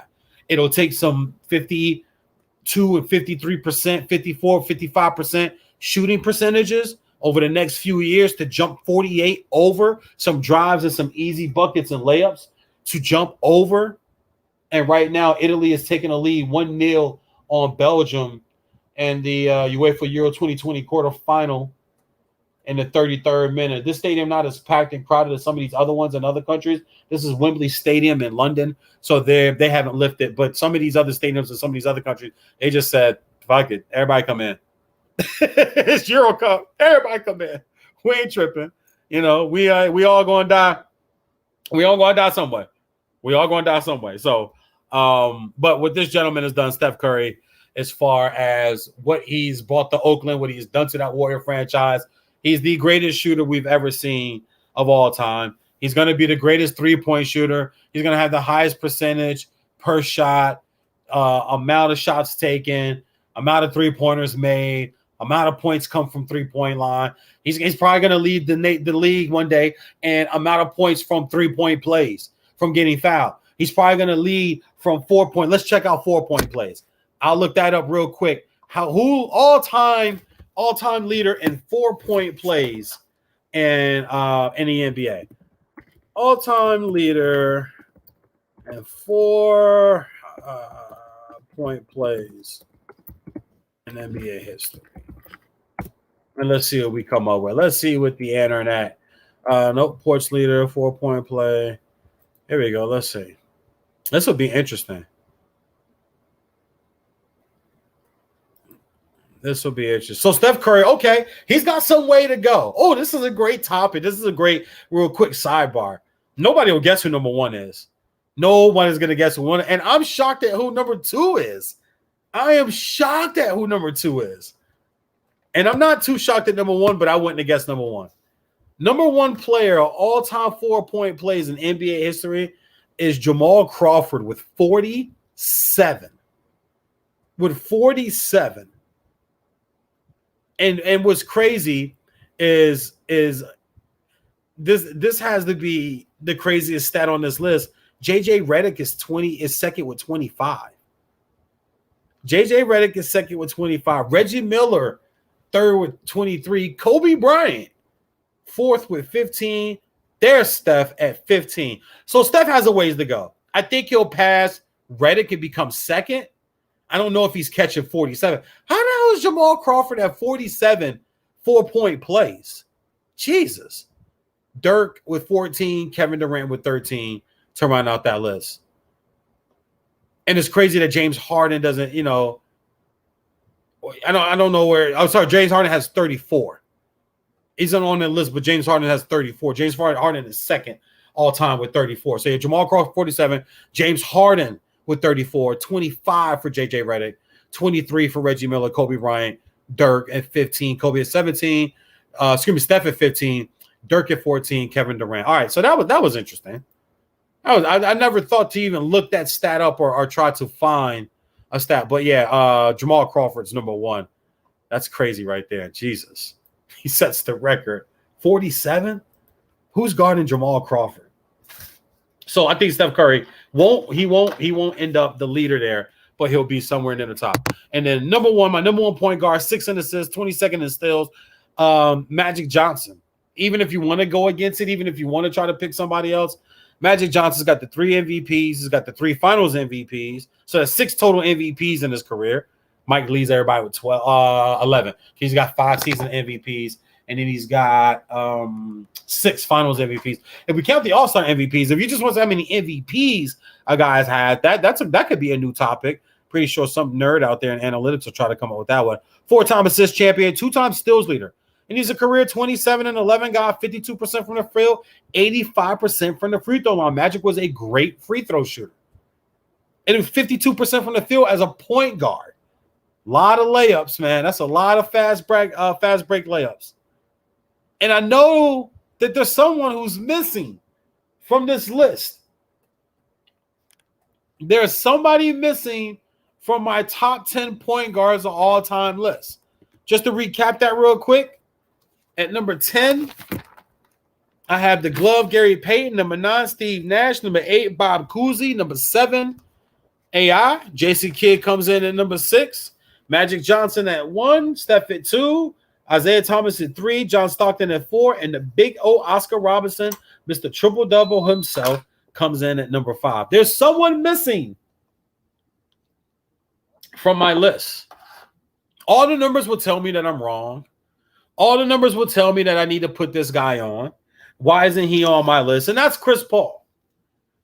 And I've told people time and time again how I feel about Chris Paul. I think he's a front runner. And I think he's a dirty player. And I don't like front runners and I don't like dirty players.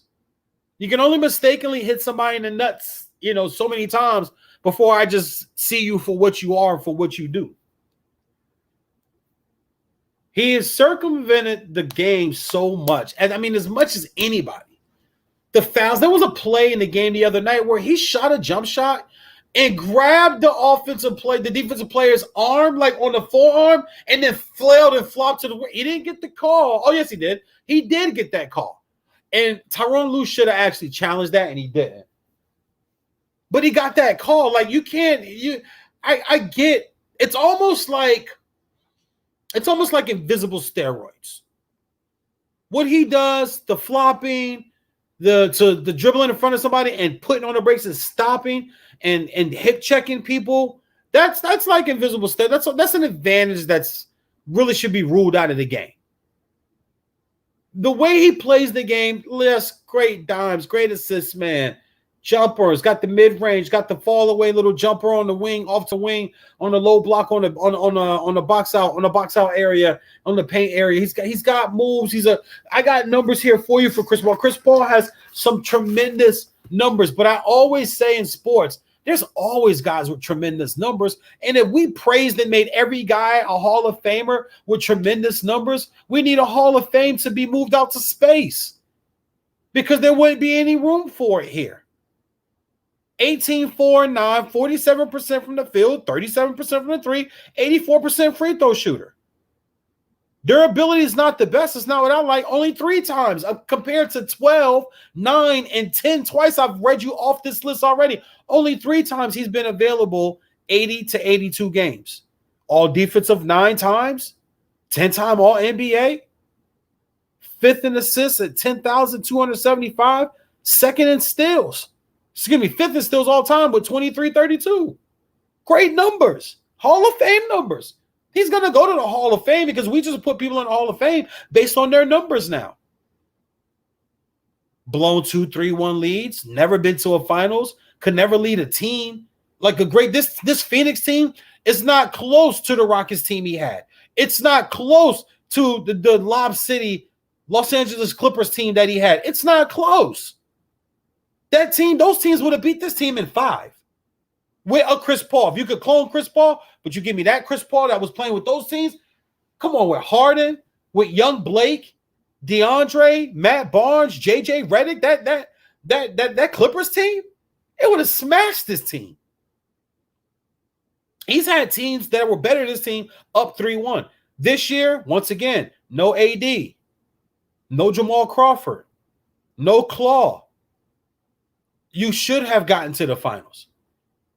Another problem I had the other night is the celebration just kind of seemed like an in-your-face.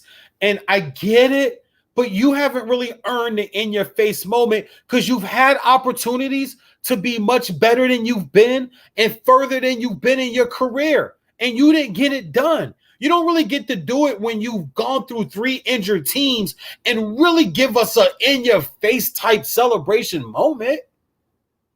My opinion, just the way I see it. Just my opinion, the way I see it. Like, I get it, but come on, bro. You should have been done. You should be where you should have been here. By your talent, by the teammates, by the coaching that you've had, by the players you've had around, by the city support that you had in Houston, and the city support that you had in LA. Chris Paul's also a guy that knows when the camera's on. He's not a great guy. He doesn't have a great reputation from the NBA players. You saw Boogie Cousins yell out, and people were like, "Oh, he was just saying that." He was people don't just say things like that just to say. And you wonder why nobody mess with your corny ass, with your weak ass. You wonder why don't nobody mess with you. I've heard other NBA players or players around the league be like, "Yeah, he got his head so far up LeBron's ass, he could taste his breakfast." Not my words. Not my words at all, because I don't know how far up LeBron's ass his head is or goes, or even if it's up there. I don't know. I don't know if he suck up and kiss. I don't know. But like I said before, when I first started this conversation talking about Chris Paul, I know people around him and people that's dealt with him. Everybody didn't come together and just say, let's just say this about this guy. Let's just say this about this guy. Some of the stuff that you do, some of the persona you give off that people don't like is legit. It's true. It's okay. Everybody's not likable. He's not a very likable person. There are a lot of people in the sports world, in the sports media world, I tell you, Chris Paul, I'm cool on him. I mean, he made comments about a black female referee where because she ejected him or gave him a technicals or whatever, and his comment was, if this ain't for her, if this ain't meant for her, that had a really male chauvinist tone to it. It really did. And I'm not that guy that normally tries to pick that stuff apart. But I am, a son of a mother and a grandson of a grandmother, and I have daughters. I have female friends that I love and female cousins that I love. I have female fans that support me, whether it's comedy or sports talk. Like I'm pretty partial for the ladies. I think men need to kind of get rid of that, that area of chauvinist that we still kind of live with in society. I try to ride with the ladies most times. So when I looked at that comment, it was kind of like, hey, yo, pump your brakes, bro. Like, don't come on. You can't turn around and smile and say you didn't mean it that way. Convenient stupidity. No, we know exactly. Everybody knew exactly what you meant. It wasn't nothing new. Everybody knew exactly what you meant. But when I look at things like that, it makes me kind of look at him and go, that's your character. You guys remember the back locker room door incident when he played for Houston and they went back to the Clippers and went back to LA and he showed them this secret back door to get to the locker room, which drew that confrontation between the Clippers and the Rocket players and the back tunnels and the black in the locker. Like that's your character. That's corny. That's like getting paid in college when you're under the table, and then when you get to the NFL, you tell on the college. That's corny. You don't do that. You don't do that in nobody's neighborhood. You don't do that in nobody's neighborhood. That shows your character. And I thought that this was a cakewalk for a 16th year who got hurt again. Remember when the playoffs started, he was hurt again. AD doesn't go down. They don't win that series. I had Lakers in 6, so I was mad that they lost. And I'm not even pulling for the Lakers like that, but I looked at that series, both teams healthy. At the beginning of the series, yeah, the Lakers are going to win this series. They'll win this in 6. This ain't nothing. Chris Broussard from Fox Sports 1 from The Odd Couple made a comment on TV about 2 or 3 weeks ago on Colin Cowherd's show where he talked about how this has worked in Phoenix because it's young guys. But true leaders can motivate anybody. Why do I have to work for young guys? And it was told that when he would go to these other teams and it was older veteran players, they're looking at him like there's something that you're doing that you can't get people to listen to, that you had to go to a place where it's young guys to get to listen to you. Like there's something going on. And I don't think that's something that people talk about and put out there. When you do, oh, you're being a hater, you're being this. No, maybe I just kind of have a different view or know a little more something that you don't. He's not a top 10 point guard of all time. If the Lakers are healthy, they go out in the first round after winning 50-plus games this year. We're not talking about this. We're not comparing them to Isaiah Thomas. We're not comparing them to Steph Curry. He gets cooked by these younger guards, guys. He had a good season, but he also was playing with Devin Booker. How all of a sudden we forgot about Devin Booker? How all of a sudden this is supposed to be the next Kobe Bryant? You media people sometimes suck. He's the next Kobe Bryant. I'm saying it right now. He's the next Kobe Bryant. That's all I know. Okay, then why didn't you vote him to an All-NBA team? He didn't even get voted by the media to an All-NBA team. You guys put Chris Paul on the third team. Stop it. Fuck out of here with that false ass shit, man. We don't do that over here at Vesa. So don't tell me how much you love him and how great he is. You didn't even really think it was almost like a lifetime achievement award to put him on the third team, but not Devin Booker. How's Devin Booker not an All-NBA player, but you calling him the next Kobe? Kobe was All-NBA by his third year. By his third year, Kobe was All-NBA. I mean, Kobe Bryant. I can look it up really quick. Once again, Radio Land. Bear with me here, but if I can look it up real quick, I always have NBA reference open. So let's go to Kobe. I mean, Kobe Bryant, and he was going to be, the next Kobe Bryant. So that's what they were saying, right? He was the next Kobe Bryant. Okay, it wants to act like it doesn't want to work, right? So I'll go back to it in a second. But everybody, he's the next Kobe Bryant. All right. Well, if he's the next Kobe Bryant, then we need to see that. Not being on an All-NBA team doesn't tell me you're the next Kobe Bryant. 3 injured teams. I don't know how much respect I give this finals run. There was a lot of posturing. There was a lot of posturing after the game. And it felt like a more in-your-face kind of moment. But once again, you don't get it's like the bully that's picking on you in the neighborhood. And you finally beat him up when he's on crutches because he broke his leg in gym. And that's when you decide to fight him and beat him up. You can't put your hands over your head and run around the neighborhood chanting VJ Umbaye, VJ Umbaye. Goom, goom, goom, goom, goom, goom. The champ is here. You can't do it. You waited until he was down before you fought him and beat him up. I don't know how much you get to brag about that. That's what the Phoenix Suns going to the Western Conference Finals, winning the Western Conference Finals, going to the NBA Finals feels like Yeah, you beat up the wounded bully. So I'm not sure if you get to really cheer the way that he was. And once again, emotional, been through a lot. That's fine. A lot has been on you. You've been a leader multiple times and couldn't get your team there. You're not even the best player on this team. But this is how we do it with coverage. Now, all of a sudden, it's Chris Paul. Like Devin Booker had nothing to do with this. And I'm pretty sure, and I'm telling y'all right now, I'm pretty sure Devin Booker don't like it. He ain't feeling it. I guarantee you Devin Booker don't like it and not feeling it. And it'll come out sooner or later. But no, he's not in my top 10 point guards because he does too many things that circumvent the game for him to accumulate his numbers and stats, and I don't like that. It's like invisible steroids. It's like invisible PEDs. Any player that get on the PEDs, any player that be cheating, that's why football is still king. You can't cheat football. That's why football's still king. I got my football right here. I keeps the pigskin with me. I keeps it with me. I got 2 or 3 footballs in my NFL joint over there. My son Cameron got a few footballs around here. You can't cheat this. You could cheat basketball. You can cheat baseball. You can't cheat football.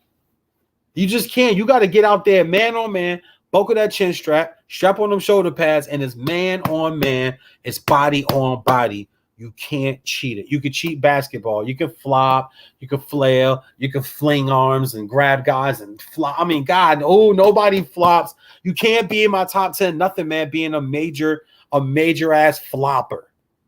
He's a major ass flopper. And you can't be a flopper and a dirty player. He stepped on the back of Luke Kennard's feet. Let me tell you something. Some people are just pit bulls like that. And I was even saying about he's just a little pit bull, man. He is. He's a little pit. And pit bulls, if you ever have them or you've had pit bulls before, they know when to take advantage. They know when to attack. And he does. He's a little pit bull. And for that, respect. But doesn't mean I gotta have you in my top 10. And he's not. Once again, my top 10. I'm sorry, I'm blocking my Instagram over here. My top 10 is Gary Payton at 10, Nash at 9, 8 Bob Cousy, 7 AI the answer, 6 Jason Kidd, 5 Big O, 4 Stockton, 3 Isaiah Thomas, 2 Steph Magic Johnson. If Steph wins 2 more championships and ties him at 5 and 1 more MVP, which will tie him at 3 and would have been a better score than him. The only thing that hurt Steph is the 6 assists. Everything else is ironclad. He's going to finish over 90% free throw. He's going to finish over 40% as a three-point shooter. If he can get to 50% as a field goal shooter with the volume of shots he takes, he will be known as the most efficient scorer ever. Because people will go, oh, but yes, efficient. If you finish 50, 40, 90, that's efficient as shit over your career with 4 or 5 championships, with 2 or 3 MVP. Like, stop. It's too much.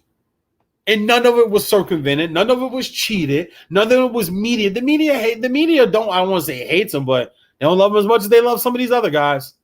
Steph gets beat. Twitter, you guys pound Steph. Twitter pounds Steph. Guess what? Steph's a great husband. Steph's a good family man. Steph been with his lady from the beginning. Y'all never mention that about Steph. You mention it about LeBron all the time. And that's why we try to stay away from that investment. See, convenient stupidity. Y'all act like there's not other good black men that are taking care of their kids and being good husbands in pro sports. I don't do Chris Paul. Quick sidebar before we wrap up today's show, man. A bunch of quick sidebars. The Dallas Cowboys has been chosen to be the team that will be on HBO Hard Knocks. I will be watching because I have HBO on my I got the HBO. What is it? I got the HBO Max, so I could put on anything from HBO I want to watch. So I'll be tuning in every week because Dallas is the star. It's Jerry. It's Jerry's world. It's the Cowboys. It's the cheerleaders. Dak's got 40 mil. You got Zeke. You got Amari. You got Gallup. You got CeeDee Lamb trying to put that defense together. McCarthy in the second year as the coach. A lot going on in Dallas. So I thought that was a great pick. It's not a bad team, so people are going to watch it. Every week is going to break. I think it's going to break ratings. And Jerry wants this. Bring the cameras in. Let it all out. Jerry wants to be the star anyway. Jerry wanted to be all up in the videos, dancing, all in the videos. That's Jerry Jones. So Jerry Jones wants this. So I thought it was a great pick for them to take the Dallas Cowboys. And it's just an interesting team this year. It really is. I nailed their first round pick for Micah Parsons. I had that on my draft show. I had that on my on my drink. On my sips is gone.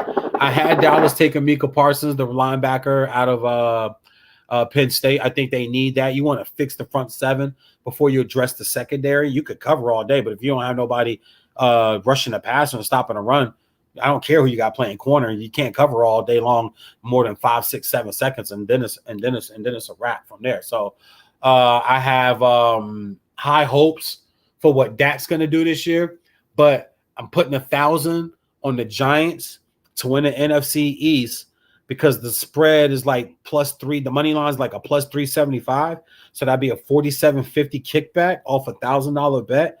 And I don't trust the Cowboys. Washington has no quarterback. Philly is rebuilding. Giants have the best defense in the division. They get Saquon back. You add talent to that receiver core and get some speed there, and they play hard. That team plays hard.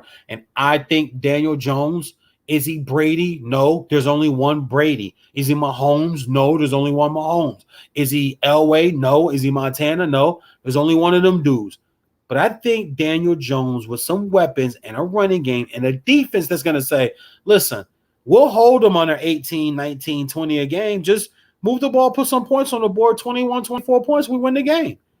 I think the Giants are going to win that division. My man, the N Hour, is up in here too. That's my man, Nathan. Does a great show, a bunch of interviews over there. He just jumped in over in IG. He's a big Dallas fan. So I hope he's hearing this. I just don't trust Dallas. And I've seen better Dallas teams. I've seen better Dallas teams go 8-8, 9-7. I've seen better Dallas teams lose home playoff games. I've seen better Dallas teams than this team. This defense is still a question mark in Dallas. So we're going to get, oh my God, when Zeke, Dak, Jerry, cameras, HBO, I thought that was good. Another quick sidebar too, man, the way baseball has been going down. They have cracked down on the sticky stuff on the helmets. They've cracked down on the sticky stuff on the hats for the pitchers, and they're saying now that the drop spin rate on certain balls have dropped this amount of time and this and that. Listen, there's always been cheating in sports. There's always going to be cheating in sports, and baseball has always been one of those sports that cheat. Baseball's always been one of those sports that cheat. Run through the standings here just to take a quick look. My Texas Rangers, we'll talk about them first. 32-50. They were they were good. They were sitting at 500, man, about a month and a half ago, and things just went south there. No pitching, and they can't get timely hitting. 17.5 games out of the AL West. Houston is in first place. I know everybody hates to hear that, but they're starting to separate themselves from Oakland at 50-33. 2.5 games ahead of Oakland. Seattle at 6, and the Angels out here just below 540-41. 9 out, 4-6 in their last 10, 2 wins in a row. In the AL East, we have Boston that is starting to separate themselves, 52-31. It's really kind of clingy and cloudy there until some things started to happen. We're starting to see some of these other teams become exactly who they are. If the Yankees didn't have elite pitching, they'd be 20 games under 500. They're 41-39. They're 9.5 out, 4-6 in their last 10 and lost their last one out. Boston's won their last 8-10. 8-2 in their last 10. So their last 10, they started 0-2 and then reeled off 8 in a row and put some space between them and Tampa Bay and Toronto at 4.5 and 8.5 back respectively. Over in the Central, Chicago White Sox. This division might be a little closer as far as the bottom teams go. Minnesota, KC, and Detroit are all 13.5, 15.5 out of first place. All severely 10 games or more under 500. This is going to come down between the Indians, the 6th back. The White Sox are 49-32 on a 5-game win streak right now, so they're sitting pretty heading into 4th of July and the All-Star break that'll be coming up here soon. Over in the National League, the Mets, this division is about as close as any other division. You have the Mets sitting at top of 41-36. The Nationals are starting to wake up a little bit. They started off slow. They're at 500. I'm trying to figure out what happened to the Braves. The Braves were a playoff team last year, making noise, playing well, and it looks like Italy here is taking a 1-0 off, so that's still 1-0 between Italy and Belgium over in the quarterfinal Euro Cup 2020 in Wembley Stadium right now. But Atlanta, that was a team, they were hot last year. Acuna was on fire. Acuna Jr. was on fire. Pitcher staff was great. They hitting up and down the lineup. They were playing great baseball, and it's crazy. You play 60 games, and you get a little off season. You get right back into it. You get a full season, no corona. You get full blown. You get full blown coverage as far as all your testing and everything's going well there. And then all of a sudden you show up and you're playing like this season. I'm going to just pause right there because I got a caller coming in right now. I already know who it is. I will introduce you guys, man. He runs the NR Hour on Twitter, and he does interviews, sports interviews. Had a really good one with Monica McNutt on the other day that I thoroughly enjoyed. Thought he did a great job. Big Dallas Cowboy fan, jumped in on my draft show that we did live for the NFL draft, and retweets more shit than a millennial thought trying to get a free ticket to All-Star Weekend. My man Nathan is online right now. What's going on, brother? Hey, VJ, I just want to say thank you for taking my call, and you're doing a great job, too. So kudos to you. Shout out to you. Your show is amazing. Thank you. I appreciate it, man. What the hell are you doing up, bro? It's Saturday morning. What are you doing up at 6 a.m.? I mean, we have to go to an event today, a football event, so that's what. I've been seeing you do a lot of stuff, man. You guys wearing some red T-shirts, taking pictures, and talk to me about that really quick. Other than the interviews you got, man, what other stuff you got going on back east, bro? Yeah, so since now that everything's getting back to normal, so our next goal as a team and a show is to go to in-person events so we can make more connections. You know how it works. It's all about networking in this business. So our goal is to go to in-person events and make more connections. So last weekend we went to this NFL Legends camp. There was former NFL players, current NFL players there, and we made a lot of connections for the show. But the main thing was it was for the kids. So it's like the NFL Play 60 a little bit, but they teach kids how to play the game right, the game of football, and showcase their talent. So.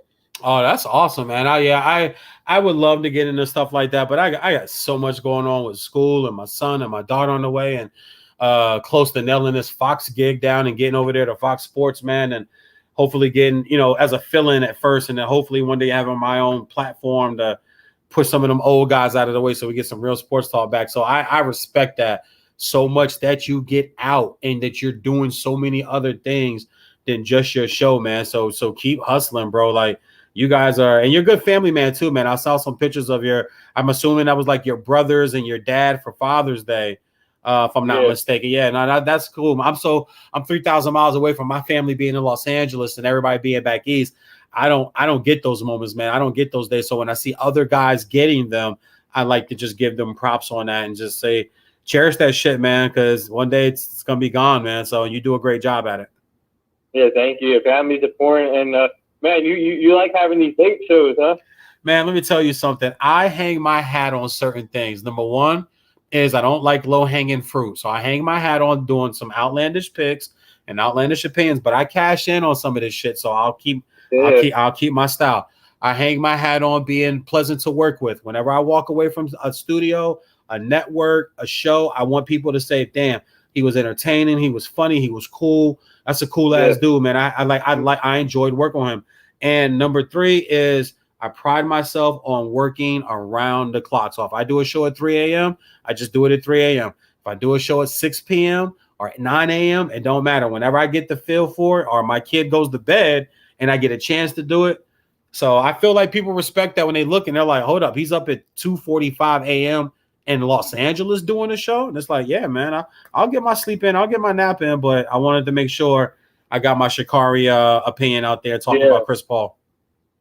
Yeah, speaking of the Sha'Carri, I want to speak on that because go ahead, bro. You got the floor. You got the floor, man. We're in a generation where we're in a new generation, but obviously they don't get, like, for example, someone tweeted yesterday. I saw an interesting tweet. Someone tweeted, if you drink alcohol, you don't get suspended, but if you smoke, they say if you smoke marijuana and you get suspended. So there needs to be a situation where they need to fix something here, and it's Olympics. It's a one in a lifetime opportunity for these athletes to go to, and they treat Sha'Carri Richardson the wrong way. And I mean, obviously, obviously certain situations you can't do the drug. I mean the marijuana situation, but I think in this situation you got to let her go. I mean let her go to the Olympics, and because she worked hard for it, she's one of the best out there when it comes to running. I've seen her talent, man. Sha'Carri is one of the best. She's really talented, and I don't know why they're doing her wrong like this. It's like she owned up to it. She even owned up to it in an interview. So I don't know. I think they need to change the system here. They need to change the system. You're right, but they're not doing her wrong. Yeah. In life, you have to follow the rules. Period. I'm a dad. I tell my kids, you have to follow the rules. When you were growing up, when you broke a rule, you had to deal with the consequences, whether it was your mom or your dad or work or school. Do I think it's stupid that they test for weed and will keep you out of the Olympics for weed? Yes. But it doesn't matter what I think because I'm just VJ Vernon. I'm not the OC, I'm not the IOC. I'm not the drug testers. I'm not the rule makers over there. So it just is what it is. And they need to lighten up on it. They need to change it. They could change it, but they can't say, okay, we'll change it and you can go. She's still going to the Olympics. That's a misconception that she's not going. She just can't run the 100. She can still anchor the 4x1 team because her 30 days will be over by then and she'll be eligible to run. So she's still going to get a gold or a silver medal out of this. This is a small lesson. This is a learning moment. This is a learning moment. This is a teaching moment for all of us. I think it's a stupid rule, Nathan. I'm with you, dude. It needs to change. I'm with you. But you can't change it now and then say she can go because she broke the rule while the rule was in effect. It's a one-of-a-lifetime thing. You just said it so eloquently. Once every 4 years. Doesn't come around. Where is her circle, homie? Where are her people who was able to grab her and go, look, I understand you're going through some shit. This is tough what you just found out. Let's go to the spa. Let's go out to dinner. Let's go take a quick trip to that. Let's go. Whatever we can do to make sure we don't fuck up Tokyo. And nobody was there to do that for her, dude. So if anybody's doing her wrong, it's her circle, player. You got to have good people around. You got to have good people around you, Nathan. I agree. Huh? You got to have good people around you, Nathan. Yeah. We can't give her a pass, dude. Listen, once again, it's a stupid rule. I'm sitting here smoking right now. So I'm the wrong person to ask about marijuana. I'm the wrong guy. I live in Los Angeles. There's a dispensary on every corner. I know people that are growing it in their backyards, like legitimately. Right. And the police are never going to raid them, never going to say anything. They're not going to do it. It's just what it is. But it's not like that for everything. So until it gets that way, you just got to choose to do what you're going to do. And if you get caught, just know that there's going to be circumstances. Now, I don't know if you heard me earlier. My twist on this, my flip on this, if you saw in the group I posted that I have an opinion that no one across TV and radio said today at all. This has got nothing to do with weed. They think she's juicing. I think that they found the weed they weren't looking for that shit. Nobody fails a weed test going to the Olympics, dude. Nobody does. You never hear this shit. Not from star athletes. Maybe some bobsledder we don't know or some archery guy we don't know. And they're not going to post that. They're not going to talk. But Sha'Carri Richardson, the big name, the big colorful nails, kind of looking like this era of the Flojo. Yeah, we're going after. I believe they think she's juicing. They found this by accident, and it's a way for them to get her out of the 100. Why does this still investigate her? This is not my out on a limb on this is not over. They think she's juicing, and I'm gonna tell you why. Just really quick, and I'll let you have the floor back. When I watched the Olympic trials, I DVR everything. Right now, I'm watching. I got Italy and Belgium on in the background right now because I'm trying to catch up on my round of 16 Euro Cup before I start watching the Elite Eight this weekend. But her fastest time at LSU was 11:28. There have been 2,218 faster runs than that. Over 2,000 faster runs. She shows up and puts up a 10.72, which is the sixth fastest time ever. That is a big jump in track. And normally, It's because someone, and I'm not saying that she is, but when she ran, I immediately looked over to right now. I looked over to my wife and I said, I hope she's clean. That was my first reaction. I said, I hope she's clean. I've not seen a woman pull away from people like that since guess who? Marion Jones. What do we know about Marion Jones? And Marion Jones ran a 10.70. That's 0.02 seconds faster than what faster than what Sha'Carri run. And we know Marion was doing what? She was juicing. Yep. I think they think she's juicing and they're trying to catch her. And this weed they found by accident. This was not what they were going after. Mm-hmm. And that's my twist I'm putting on this story. This is not over. And I hope and pray that she's not. Because if she is, they're gonna find out because they're going after her. So they're gonna find out. Yeah, no, I agree. This thing is not over, but man, but she, I mean, I'm just hoping she doesn't put her career like this in a way because, like I said, she's a generational talent. That's how good she is. I think she's, in my opinion, she's one of the best runners out there. She is. The 100 thing, whatever she competes in. So, I mean, I guess this situation's the wait and see mode and see what goes on in the further investigation. But man, I'm hoping she gets to compete in this Olympics. But let's see. But also I want to get to real quick before I go. My Dallas Cowboys being on Hard Knocks. Go ahead, brother. I knew that's where you were going. Go ahead. What happened? I said I knew that's where you were going. That's what I was about to ask you next. Go ahead. Yeah. So actually, we had some recent history with us being on Hard Knocks before too. Back in 2001, I think it was. Like my friend, who's also a Cowboys fan, he said that he made an interesting point that we always struggle when we're on Hard Knocks, and he said Jerry Jones always loved the limelight and he wants all the attention. So I'm hoping this year it doesn't repeat itself where we struggle during the season. So I'm hoping this Hard Knocks that we're on gives us more motivation because I think the recent Hard Knocks we've been on, we've been struggling on those seasons. So I think we've been on Hard Knocks before, so I guess I think Jerry Jones always wants the attention here. So that's my opinion. That's why we're on. I got your records for your Hard Knocks years. You're 4-12 in your Hard Knocks years. Yeah. You're 4-12. Now they're not 4-12 this year unless like Dak and Zeke get hurt, or Dak and Amari, or Zeke and Amari get hurt, and they're done for the year. And say you lose a defensive player for the year, a starter for the. They're not that bad, but.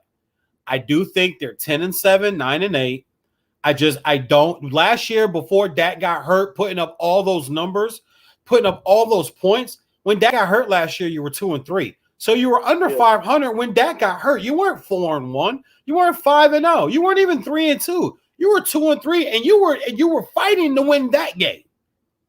You were fighting to win the game he got hurt in. So I don't trust Dallas as long as Jerry Jones is the owner ever since he fired Jimmy Johnson. I just don't.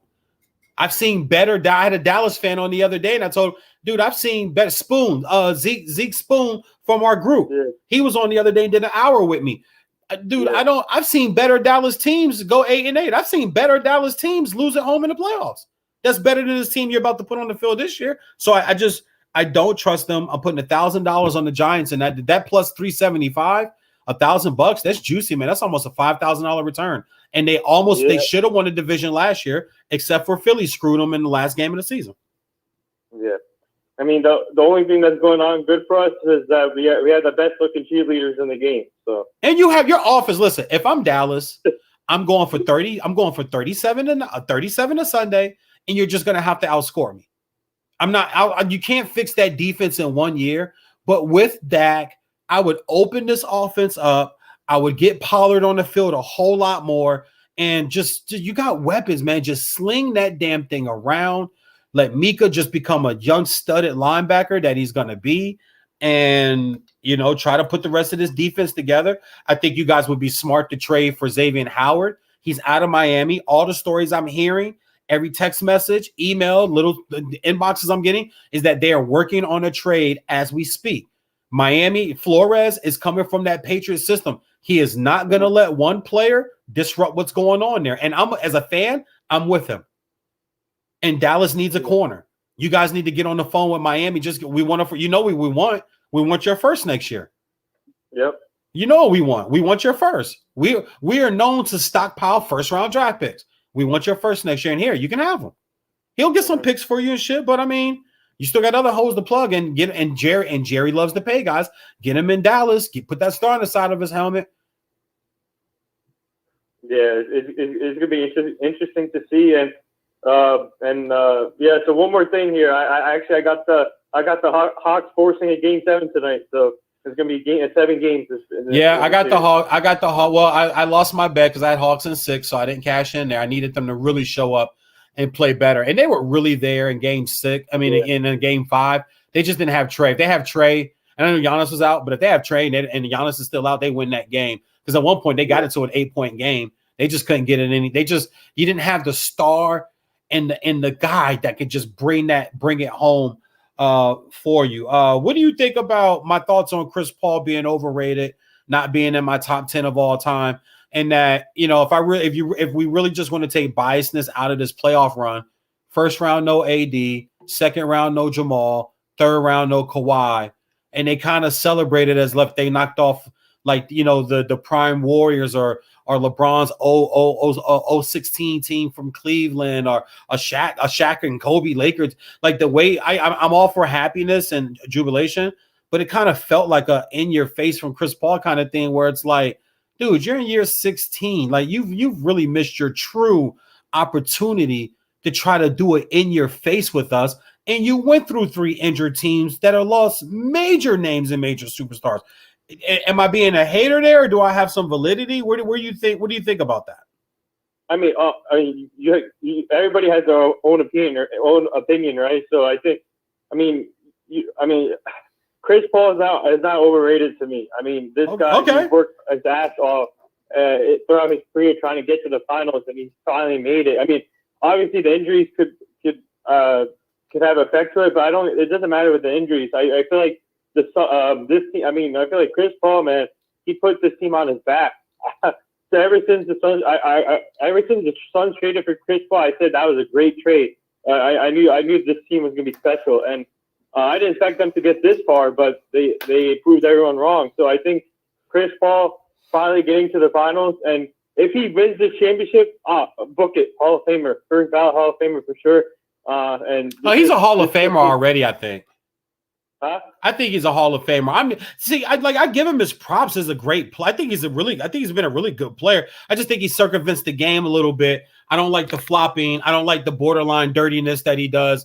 And when you've had the opportunity in your prime to get over that hump, 3-1 Warriors loss, 3-1 with 3-1 against the Rockets with the Clippers, let them come back and went lost.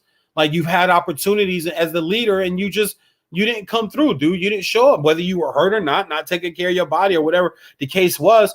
You just didn't get it done. And I hold that. I hold that. I do. I hold that against him, but I hold it against any player that you're going to tell me is a great guy. He's a Hall of Famer off his numbers because that's what the Hall of Fame is really built off of.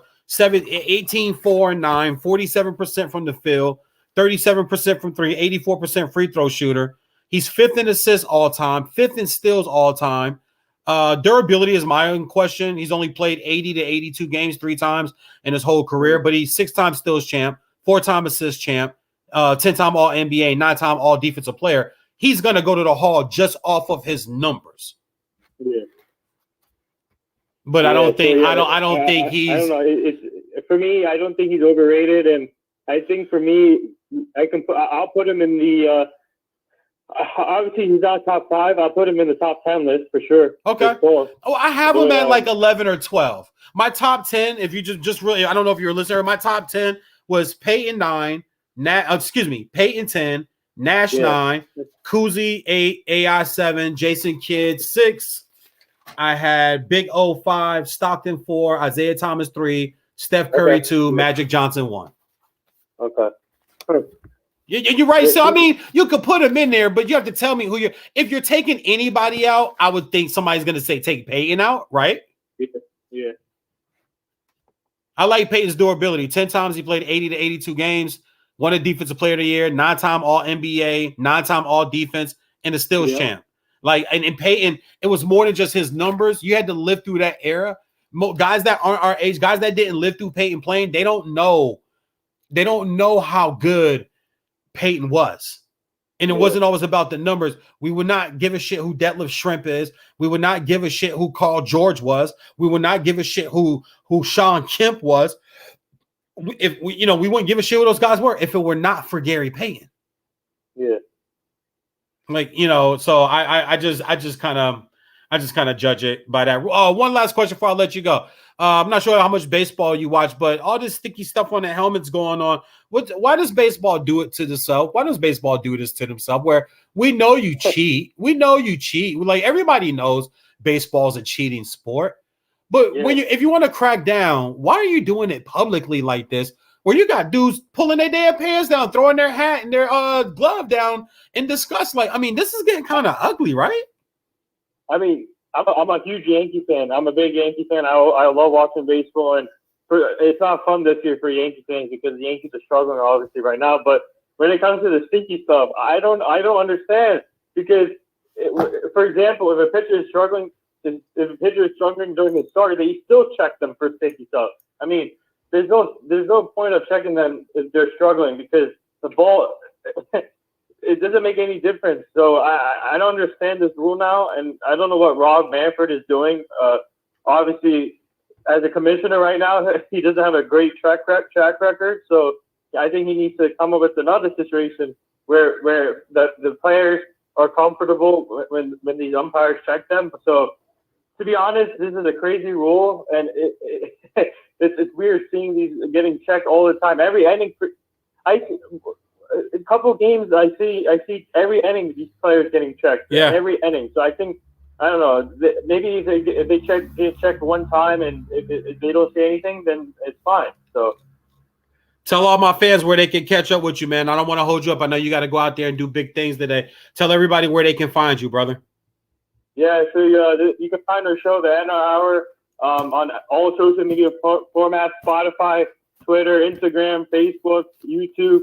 And podcast, the other podcast platforms, and also we're waiting on iHeartRadio to get us in to take us. So I'm hoping iHeartRadio takes us. It's still pending, but you can find our show on those other platforms. And like I said, VJ, thank you again for having me, and you're crushing it too. And by the way, thank you for listening to my Monica McNutt interview. She is amazing. I learned a lot from that one, and if you want to get connected with her, I'll help you get connected with her for your show. And but she's amazing. And I just want to give a quick shout out. We just added a new member to our team yesterday. Her name is Caroline Perleski.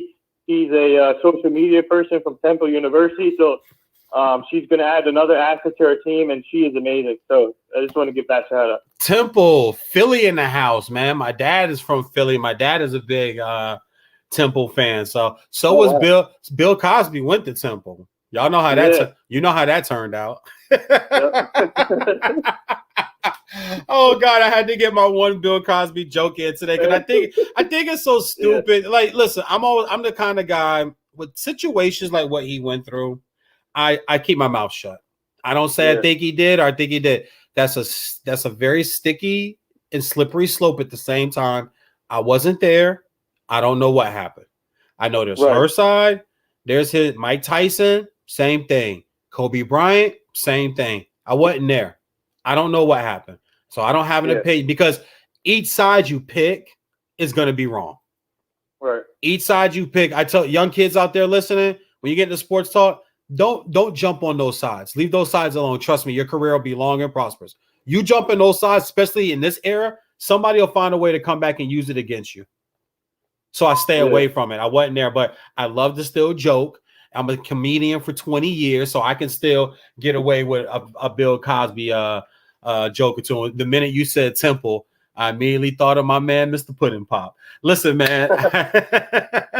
Yes, we'll wrap because I definitely want to work with Monica McNutt and some of the other guests that you've seen, man. But I don't want to cherry pick off your list.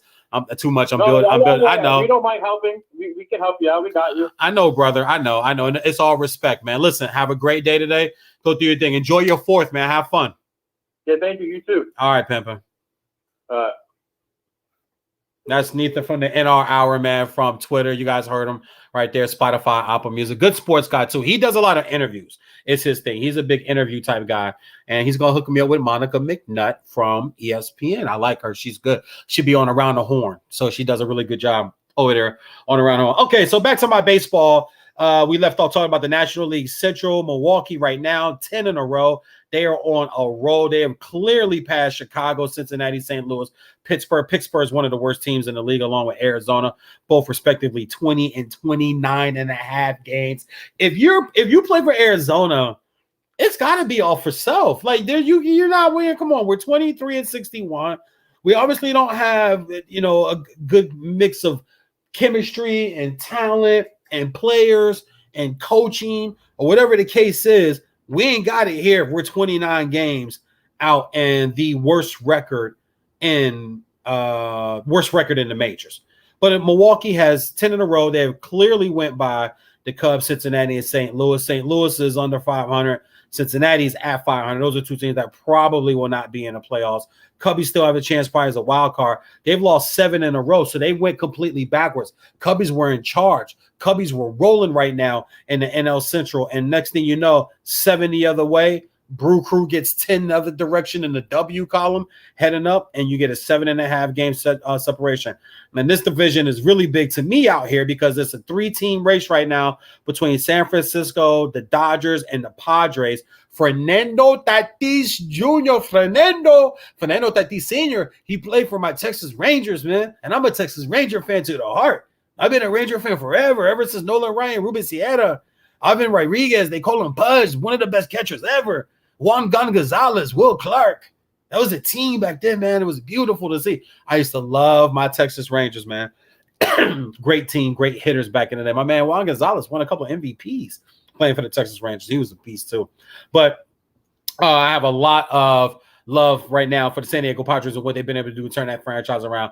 Lost the last 2, but they're 7-3 in their last 10, 3.5 out behind the Dodgers that have won 7 in a row and really turning on and coming up against the San Francisco Giants. Everybody knows one of the biggest rivalries other than the Red Sox and the Yankees in Major League Baseball is the Dodgers and the Giants. And it looked like this division could come down, which I hope like the last week or so, this division comes down to the Dodgers, to the Dodgers and to the San Francisco Giants.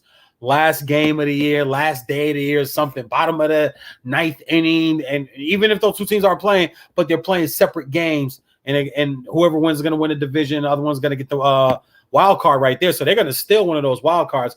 If I flipped over and looked at the wild cards right now, in the American League, it would be Boston, Chicago. The wild cards would be Tampa Bay and Oakland right now. Yankees are 5 out, so they still have a shot. Cleveland 3.5, Seattle 3.5, Toronto 4. So there's still teams that are within the earshot of getting in the wild card. Over in the NL, the wild card would be the Dodgers and San Diego. The Dodgers are a +3. So if the Dodgers just keep playing and finish the second, a game and a half a game behind the San Francisco Giants, they're going to be the wild card anyway. They're +3 up. San Diego, the Padres would be the other. So both wild cards would come from the NL West. That's how tight that division is and how they're dominating the National League right now. The Cubbies, Cincinnati, and Washington are all 6, 6.5, and 5, respectively, out of the wild card. St. Louis, Atlanta, and Philly, 7.5, 7.5, 8.5, and then again breaks down Miami, Colorado, Arizona, and Pittsburgh, and Arizona, and none of them have a shot. It's going to be between the Dodgers and the Padres. If the Cubbies can get hot, or if Cincinnati could get hot, that's it. None of these other teams are making it. Over in the American League, there's about 4 teams that's got a shot. Cleveland, Seattle, Toronto, and New York Yankees. 5 games out of that spot right there. Tampa Bay and Oakland start to flounder a little bit. Tampa Bay's lost 4 in a row. Oakland's lost their last back-to-back, both 4 and 6 in their last 10. So they have a chance to slip there, and Cleveland, Seattle, Toronto, and New York can have a shot. Outside chance, Los Angeles, Anaheim Angels, but they would just have to just go on a tear. So that's it for today, man. We've talked enough. I don't want to keep going on over 2 hour show. I told you guys to do about an hour and a half, 2 hours. Want to thank my man Nathan for calling in and talking some Sha'Carri Richardson, some Chris Paul stuff, top 10 point guards of all time, and Dallas Cowboys on Hard Knocks. Game 6 tonight. Milwaukee Bucks, Atlanta Hawks. I'm taking Atlanta. I think Trae Young's probably going to play. If not, I still think they can win that game at home.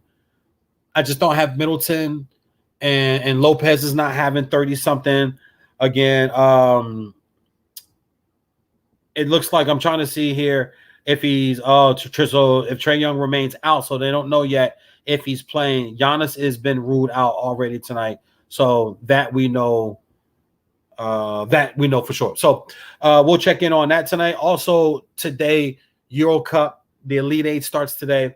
Something else to be looking out to. Also to the NHL Stanley Cup right now. Montreal Canadiens looking to get their first Stanley Cup championship since 1993. And the Tampa Bay Lightning that have won it a couple of times. I believe last year too. They won it last year. They won it a couple of times. The Belgium and Italy game is remember I told you I got to do the accents. It's 2-1 in the 71st minute right now. So this one looks like it could be coming down the pipe, down to the end. Been some great games. Penalty kicks too. France, once again, Mbappe for Francois. Mbappe missed the kick. He missed the penalty kick. That's how the French talk. See how I did the accent for y'all? Mbappe missed the penalty kick in the football. In the Euro Cup. Yes. Oui. He missed the kick. Last kick. He's missed it. That's how the French do. He's Mr. Geek. VJ's on Sports Icon, Spreaker.com. I want to thank everybody over here too, man, on my IG. Thank y'all for listening and watching. YouTube, StreamYard, iHeartRadio, Spreaker.com. We're approaching 20,000 downloads. Y'all keep just click, man. Just click. Also, over my YouTube channel, Investment Sports on YouTube channel you're watching now, 30 seconds gets you a view. Help a brother out, man. I'll help y'all back, man. We'll be back on later this weekend. Everybody have a good 4th of July. And like I said, shout out to my grandfather that passed on this day 18 years ago. Love you, granddad. We celebrate. No more mourning. Celebrating my grandfather now, man. Shout out Clarence James Spearman. VJ's Sport Like Conduct. I'll holler at you guys, man. Stay blessed. All right. Appreciate everybody for tuning in, man. Don't forget to go back, watch, share, spread across social media. Help a brother out, man. We're really building this thing over here at Vested Sports, VJ Entertainment Sports Talk. I want to thank everybody.